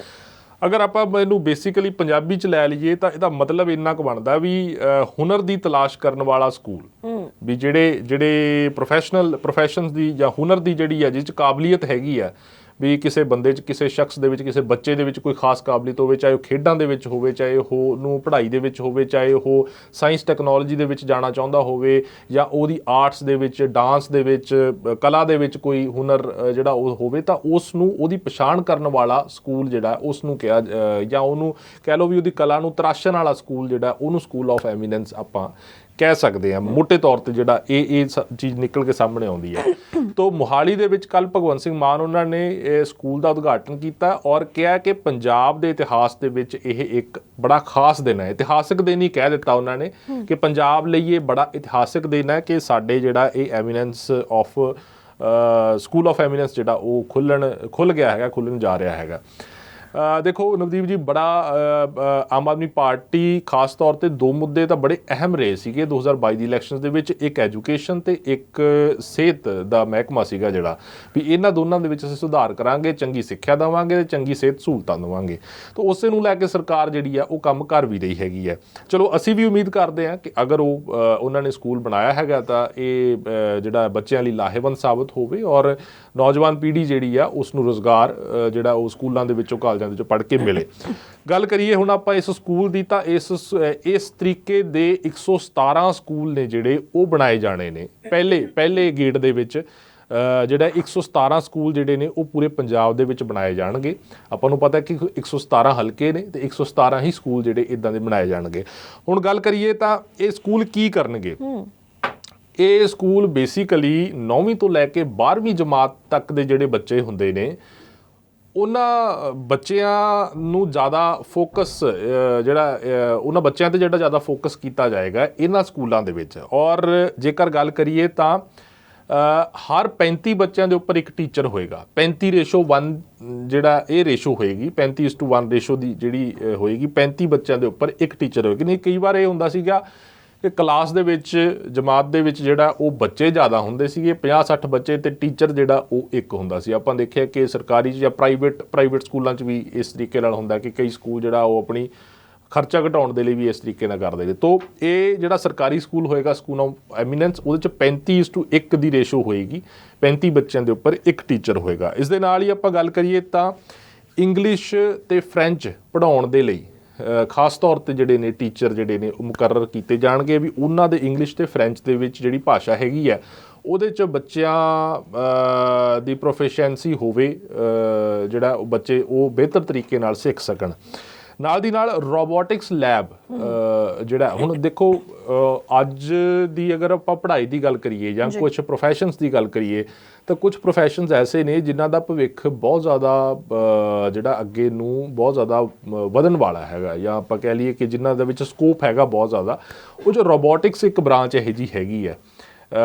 ਵੱਖ-ਵੱਖ ਕੰਪਨੀਆਂ ਨੇ ਜਿਹੜੀਆਂ ਉਹ ਰੋਬੋਟਸ ਜਿਹੜੀਆਂ ਉਹ ਮੈਨੂਫੈਕਚਰ ਕਰ ਰਹੀਆਂ ਹੈਗੀਆਂ ਨੇ, ਔਰ ਹੁਣ ਤਾਂ ਇੱਥੋਂ ਤੱਕ ਵੀ ਰੋਬੋਟਸ ਬਣ ਚੁੱਕੇ ਨੇ ਕਿ ਹਿਊਮਨ ਪੂਰਾ ਢਾਂਚਾ ਬਣਾ ਕੇ, ਜਿਵੇਂ ਬੰਦੇ ਦਾ ਢਾਂਚਾ ਹੁੰਦਾ, ਔਰ ਉਸੇ ਤਰੀਕੇ ਦਾ ਰੋਬੋਟ ਬਣਾ ਕੇ ਜਿਹੜਾ ਉਹ ਰੋਜ਼ਮर्रा ਦੇ ਕੰਮ ਕਰ ਰਿਹਾ ਹੈਗਾ। ਇਸ ਤਰੀਕੇ ਦੇ ਰੋਬੋਟਸ ਜਿਹੜੇ ਨੇ ਡਿਵੈਲਪ ਕਰ ਰਹੇ ਨੇ ਵੈਸਟਰਨ ਮੁਲਕ। ਤੋ ਇਹਦੇ 'ਚ ਇੱਕ ਰੋਬੋਟਿਕਸ ਲੈਬ ਹੋਏਗੀ ਜਿਹਦੇ 'ਚ ਕਿ ਰੋਬੋਟਿਕ ਟੈਕਨੋਲੋਜੀ ਬਾਰੇ ਜਿਹੜਾ ਉਹ ਜਾਣਕਾਰੀ ਬੱਚਿਆਂ ਨੂੰ ਦਿੱਤੀ ਜਾਏਗੀ। ਇਸ ਦੇ ਨਾਲ ਹੀ ਕੈਂਪਸ ਦੇ ਵਿੱਚ ਸਵਿਮਿੰਗ ਪੂਲ ਦੀ ਵਿਵਸਥਾ ਕੀਤੀ ਗਈ ਹੈ ਕਿ ਅਗਰ ਕਿਸੇ ਨੇ ਜਿਹੜਾ ਤੈਰਾਕੀ ਦੇ ਵਿੱਚ ਆਪਣੇ ਆਪ ਨੂੰ ਮਾਹਰ ਕਰਨਾ ਸਵਿਮਿੰਗ ਦੇ ਵਿੱਚ, ਤਾਂ ਉਹ ਸਵਿਮਿੰਗ ਪੂਲ ਜਿਹੜਾ ਉਹ ਕੀਤਾ ਜਾ ਸਕਦਾ। ਇਨ ਕੇਸ ਅਗਰ ਸਕੂਲ ਦੇ ਵਿੱਚ ਸਵਿਮਿੰਗ ਪੂਲ ਦੀ ਜਗ੍ਹਾ ਨਹੀਂ ਹੈਗੀ ਤਾਂ ਉੱਥੇ ਲਾਗੇ ਜਿਹੜਾ ਖੇਡ ਵਿਭਾਗ ਦੇ ਨਾਲ ਸੰਪਰਕ ਕਰਕੇ ਉੱਥੇ ਲਾਗੇ ਕੋਈ ਸਕੂਲ ਦੇ ਲਾਗੇ ਕੋਈ ਸਵਿਮਿੰਗ ਪੂਲ ਜਿਹੜਾ ਉਹ ਮੁਹੱਈਆ ਬੱਚਿਆਂ ਨੂੰ ਕਰਾਇਆ ਜਾਏਗਾ। ਇਹ ਵੀ ਤਜਵੀਜ਼ ਜਿਹੜੀ ਆ ਉਹਦੇ ਵਿੱਚ ਰੱਖੀ ਗਈ ਹੈਗੀ ਹੈ। ਇਹਦੇ ਨਾਲ ਹੀ ਕਿਹਾ ਗਿਆ ਕਿ ਜਿਹੜੇ ਸਰਕਾਰੀ ਸਕੂਲ ਆਮ ਹੈਗੇ ਨੇ ਉਹਨਾਂ ਦੇ ਨਾਲੋਂ ਇਹ ਇਸੇ ਕਾਰਨਾਂ ਕਰਕੇ ਜਿਹੜਾ ਉਹ ਵੱਖਰਾ ਹੋਏਗਾ, ਉਸ ਤੋਂ ਡਿਫਰੈਂਟ ਹੋਏਗਾ।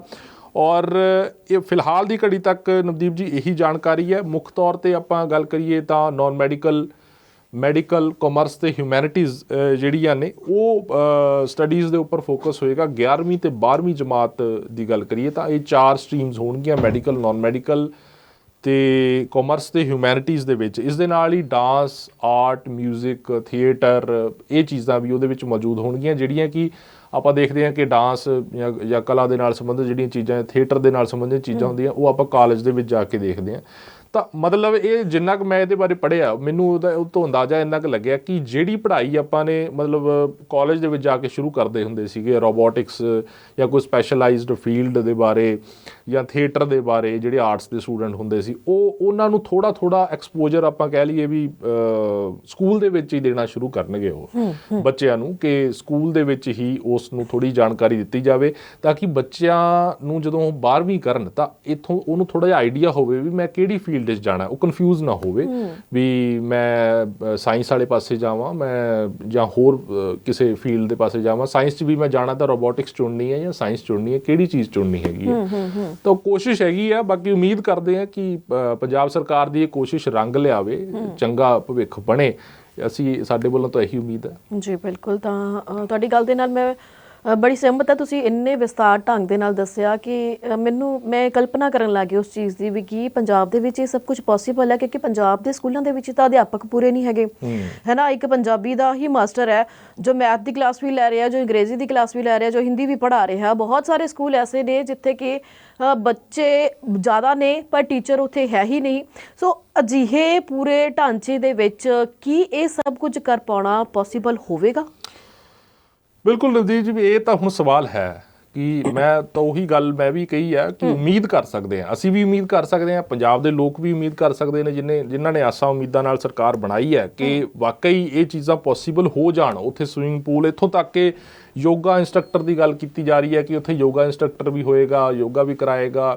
ਹੁਣ ਤੁਸੀਂ ਦੇਖ ਲਓ ਕਿ ਰੋਬੋਟਿਕਸ ਲੈਬ ਹੋਏਗੀ ਉੱਥੇ। ਇਹ ਸਾਰੀਆਂ ਚੀਜ਼ਾਂ ਤਾਂ ਕਹੀਆਂ ਗਈਆਂ ਨੇ, ਸਭ ਕੁਝ ਹੈਗਾ, ਪਰ ਉਹੀ ਗੱਲ ਉਹੀ ਹੈ ਕਿ ਹੁਣ ਇਹ ਐਗਜ਼ੀਕਿਊਟ ਧਰਾਤਲ ਦੇ ਉੱਪਰ ਇਹ ਲਾਗੂ ਹੋਵੇ, ਇਹ ਜਿਸ ਤਰੀਕੇ ਨਾਲ, ਜਿਸ ਮਨਸ਼ਾ ਨਾਲ ਬਣਾਇਆ ਗਿਆ ਉਸ ਮਨਸ਼ਾ ਨਾਲ ਚੱਲੇ। ਇਹ ਨਾ ਹੋਵੇ ਵੀ ਕੱਲ੍ਹ ਨੂੰ ਲੈਬ ਦੇ ਵਿੱਚ ਸਮਾਨ ਦੀ ਕਮੀ ਹੈ ਜਾਂ ਟੀਚਰ ਦੀ ਕਮੀ ਹੈ ਜਾਂ ਟ੍ਰੇਨਰ ਦੀ ਕਮੀ ਹੈ, ਤਾਂ ਇਹ ਜਾਂ ਇਨਫਰਾਸਟ੍ਰਕਚਰ 'ਚ ਕੋਈ ਹੋਰ ਖਾਮੀ ਹੈਗੀ ਹੈ। ਇਹ ਚੀਜ਼ਾਂ ਨਾ ਹੋਣ, ਇਹ ਉਮੀਦ ਕਰ ਸਕਦੇ ਹਾਂ। ਪਰ ਹਾਂ, ਚਲੋ ਸ਼ਲਾਘਾ ਕਰਦੇ ਹਾਂ ਸਰਕਾਰ ਦੀ ਕਿ ਉਹਨਾਂ ਨੇ ਸਿੱਖਿਆ ਦੇ ਲਈ ਕੁਝ ਸੋਚਿਆ ਜ਼ਰੂਰ ਹੈ।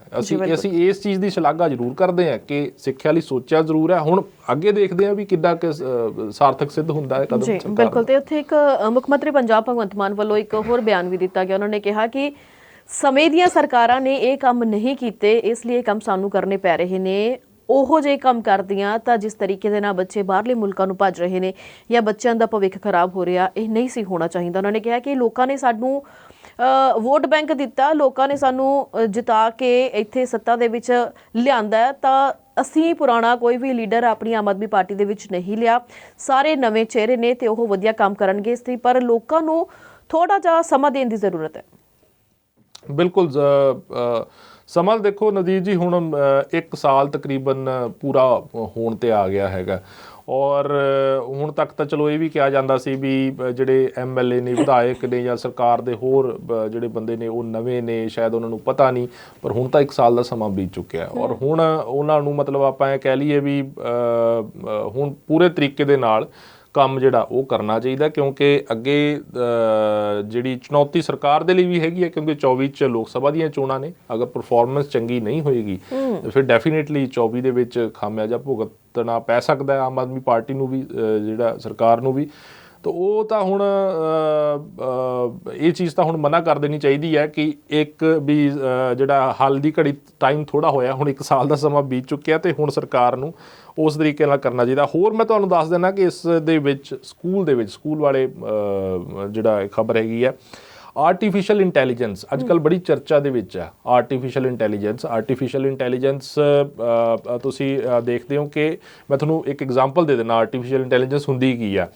ਫੋਨਸ ਦੇ ਵਿੱਚ ਆਪਾਂ ਦੇਖਦੇ ਹਾਂ ਅੱਜ ਕੱਲ੍ਹ ਜਿਹੜੇ ਸਮਾਰਟਫੋਨ ਨੇ ਆਪਣੇ, ਉਹ 'ਚ ਕੈਮਰਾ ਹੁੰਦਾ, ਫੀਚਰ ਹੁੰਦਾ ਕਿ ਬੰਦਾ ਸਮਾਈਲ ਕਰਦਾ ਤਾਂ ਉਹਦੀ ਫੋਟੋ ਕਲਿੱਕ ਹੋ ਜਾਂਦੀ ਹੈ। ਉਹ ਕਹਿੰਦੇ ਆ ਆਰਟੀਫਿਸ਼ੀਅਲ ਇੰਟੈਲੀਜੈਂਸ, ਮਤਲਬ ਜਿਹੜਾ ਉਹਦੇ 'ਚ ਸੌਫਟਵੇਅਰ ਹੈ, ਜਿਹੜਾ ਹਾਰਡਵੇਅਰ ਹੈ, ਜਿਹੜਾ ਉਹਦਾ ਪ੍ਰੋਸੈਸਰ ਹੈ, ਉਹ ਇਹ ਸਮਝਦਾ ਹੈ ਕਿ ਇਹ ਬੰਦਾ ਹੁਣ ਹੱਸਣ ਦੇ ਮੂਡ ਦੇ ਵਿੱਚ ਹੈ, ਇਸ ਕਰਕੇ ਮੈਂ ਉਹ 'ਚ ਜਾਂ ਫੀਚਰ ਉਵੇਂ ਦਾ ਪਾਇਆ ਹੋਇਆ ਉਹ ਫੋਟੋ ਕਲਿੱਕ ਕਰ ਜਾਂਦਾ ਉਹ। ਇਹਨੂੰ ਕਹਿੰਦੇ ਆਰਟੀਫਿਸ਼ੀਅਲ ਇੰਟੈਲੀਜੈਂਸ। ਜਾਂ ਹੋਰ ਵੀ ਇਹਦੀਆਂ ਕਈ ਐਗਜ਼ਾਮਪਲਾਂ ਹੋ ਸਕਦੀਆਂ ਨੇ ਆਰਟੀਫਿਸ਼ੀਅਲ ਇੰਟੈਲੀਜੈਂਸ ਦੀਆਂ। ਅੱਜ ਕੱਲ੍ਹ ਬੜੀ ਚਰਚਾ ਦੇ ਵਿੱਚ ਹੈ ਆਰਟੀਫਿਸ਼ੀਅਲ ਇੰਟੈਲੀਜੈਂਸ, ਔਰ ਇਹ ਕਿਹਾ ਜਾ ਰਿਹਾ ਕਿ ਦੁਨੀਆ ਦੇ ਵਿੱਚ ਬਹੁਤ ਜ਼ਿਆਦਾ ਜੌਬਸ ਜਿਹੜੀ ਹੈ ਇਹ ਚੀਜ਼ ਕ੍ਰੀਏਟ ਕਰ ਵੀ ਰਹੀ ਹੈ ਤੇ ਅੱਗੇ ਕਰੇਗੀ ਵੀ। ਇਸ ਤੋਂ ਇਲਾਵਾ ਇਹ ਕਹਿੰਦੇ ਵੀ ਉਸ ਦਾ ਵੀ ਅਸੀਂ ਥੋੜ੍ਹਾ ਬਹੁਤਾ ਐਕਸਪੋਜਰ ਜਿਹੜਾ ਉਹ ਬੱਚਿਆਂ ਨੂੰ, ਜਿਹੜੇ 11ਵੀਂ 12ਵੀਂ ਦੇ ਬੱਚੇ ਹੋਣਗੇ ਉਹਨਾਂ ਨੂੰ ਦੇਵਾਂਗੇ। ਐਨੀਮੇਸ਼ਨ ਇੱਕ ਚੀਜ਼ ਹੈਗੀ ਹੈ, ਐਨੀਮੇਸ਼ਨ ਦਾ ਪ੍ਰਯੋਗ ਜਿਹੜਾ ਬੜਾ ਅੱਜ ਕੱਲ੍ਹ TV ਦੇ ਉੱਪਰ, YouTube ਦੇ ਉੱਪਰ ਤੇ ਬਾਕੀ ਚੀਜ਼ਾਂ ਦੇ ਉੱਪਰ ਹੁੰਦਾ। ਤੋ ਉਹ ਚੀਜ਼ ਜਿਹੜੀ ਹੈ ਵੈਬ ਡਿਜ਼ਾਈਨਿੰਗ ਹੋਏਗੀ, ਔਰ ਫੋਰਨ ਲੈਂਗੁਏਜਿਸ ਜਿਹੜੀਆਂ ਨੇ ਮੈਂ ਪਹਿਲਾਂ ਦੱਸ ਚੁੱਕਿਆ ਕਿ ਫਰੈਂਚ ਹੋਏਗੀ, ਚਾਈਨੀਜ਼ ਹੋਏਗੀ, ਇੰਗਲਿਸ਼ ਹੋਏਗੀ, ਜਰਮਨ, ਸਪੈਨਿਸ਼, ਜੈਪਨੀਜ਼, ਇਹ ਸਾਰੀਆਂ ਭਾਸ਼ਾਵਾਂ। ਹੁਣ ਮੈਂ ਯਾਨੀ ਜਦੋਂ ਪੜ੍ਹ ਰਿਹਾ ਤਾਂ ਮੈਨੂੰ ਇਹ ਹੈ ਵੀ ਇਹ ਇੰਨੇ ਟੀਚਰ ਇੰਨੇ ਲੱਭ ਲੈਣਗੇ ਜਾਂ ਇੰਨੇ ਇਹਨਾਂ ਨੂੰ ਹਾਇਰ ਕਰ ਲੈਣਗੇ, ਫਰੈਂਚ ਵੀ, ਜੈਪਨੀਜ਼ ਵੀ, ਜਰਮਨ, ਸਪੈਨਿਸ਼, ਜੈਪਨੀਜ਼। ਤਾਂ ਚਲੋ ਖੈਰ ਜੇ ਲੱਭ ਲੈਣਗੇ ਕਿਉਂਕਿ ਭਗਵੰਤ ਮਾਨ ਸਾਹਿਬ ਦਾ ਇੱਕ ਬਿਆਨ ਹੋਰ ਵੀ ਹੈ ਜਿਹੜਾ ਉਹ ਕਹਿੰਦੇ ਨੇ ਕਿ ਬਾਹਰਲੇ ਮੁਲਕਾਂ 'ਚ ਲੋਕ ਸਾਡੇ ਪੰਜਾਬ ਦੇ ਵਿੱਚ ਨੌਕਰੀਆਂ ਕਰਨ ਆਉਣਗੇ। ਜੀ ਹੈ ਨਾ, ਸੋ ਇਹ ਵੀ ਟੁਕਦਾ ਹੋਇਆ ਨਜ਼ਰ ਆਉਂਦਾ। ਸੋ ਖੈਰ ਉਮੀਦ ਕਰਦੇ ਹਾਂ ਕਿ ਸਭ ਕੁਝ ਵਧੀਆ ਹੋਵੇ। ਜਿਸ ਤਰੀਕੇ ਦੇ ਨਾਲ ਕੰਮ ਨੂੰ ਸ਼ੁਰੂ ਕੀਤਾ ਤਾਂ ਉਸ ਤਰੀਕੇ ਦੇ ਨਾਲ ਕੰਮ ਮੁਕੰਮਲ ਹੋਵੇ ਵੀ। ਸੋ ਬਲਦੀਪ ਜੀ ਤੁਹਾਡਾ ਬਹੁਤ ਬਹੁਤ ਧੰਨਵਾਦ, ਬਹੁਤ ਵਧੀਆ ਸਲੀਕੇ ਦੇ ਨਾਲ ਤੁਸੀਂ ਸਾਰੇ ਹੀ ਸਵਾਲਾਂ ਦੇ ਜਵਾਬ ਦਿੱਤੇ। ਦਰਸ਼ਕਾਂ ਦਾ ਬਹੁਤ ਬਹੁਤ ਧੰਨਵਾਦ, ਤੁਸੀਂ ਸਾਡੇ ਨਾਲ ਜੁੜਦੇ ਹੋ, ਆਪਣਾ ਪੱਖ ਰੱਖਦੇ ਹੋ, ਸ਼ੁਰੂਆਤ ਤੋਂ ਲੈ ਕੇ ਅਖੀਰ ਤੱਕ ਤੁਸੀਂ ਇਸ ਪ੍ਰੋਗਰਾਮ ਨੂੰ ਵੇਖਦੇ ਹੋ, ਬੇਹੱਦ ਪਸੰਦ ਕਰਦੇ ਹੋ। ਜਿਹੜੇ ਵੀ ਦਰਸ਼ਕ ਇਸ ਪ੍ਰੋਗਰਾਮ ਨੂੰ ਵੇਖਣ ਕਿ ਨਹੀਂ ਰਹਿ ਜਾਂਦੇ ਨੇ, ਉਹਨਾਂ ਨੂੰ ਬੇਨਤੀ ਹੈ ਕਿ ਤੁਸੀਂ Facebook ਅਤੇ YouTube ਦੇ ਜ਼ਰੀਏ ਇਸ ਪ੍ਰੋਗਰਾਮ ਨੂੰ ਦੁਬਾਰਾ ਤੋਂ ਵੇਖ ਸਕਦੇ ਹੋ। ਕਮੈਂਟ ਦੇ ਜ਼ਰੀਏ ਆਪਣੇ ਸਵਾਲ ਤੇ ਸੁਝਾਅ ਉੱਥੇ ਰੱਖ ਸਕਦੇ ਹੋ। ਸੋ ਅੱਜ ਦੇ ਇਸ ਪ੍ਰੋਗਰਾਮ ਦੇ ਵਿੱਚ ਆਨਾ ਹੀ ਜੀ। ਮਿਲਾਂਗੇ ਆਪਾਂ ਕੱਲ ਕੁਝ ਹੋਰ ਨਵੀਆਂ ਸਰਗਰਮੀਆਂ ਦੇ ਨਾਲ। ਤਦ ਤੱਕ ਦੇ ਲਈ ਸਾਨੂੰ ਤੋਂ ਇਜਾਜ਼ਤ। ਸਤਿ ਸ਼੍ਰੀ ਅਕਾਲ।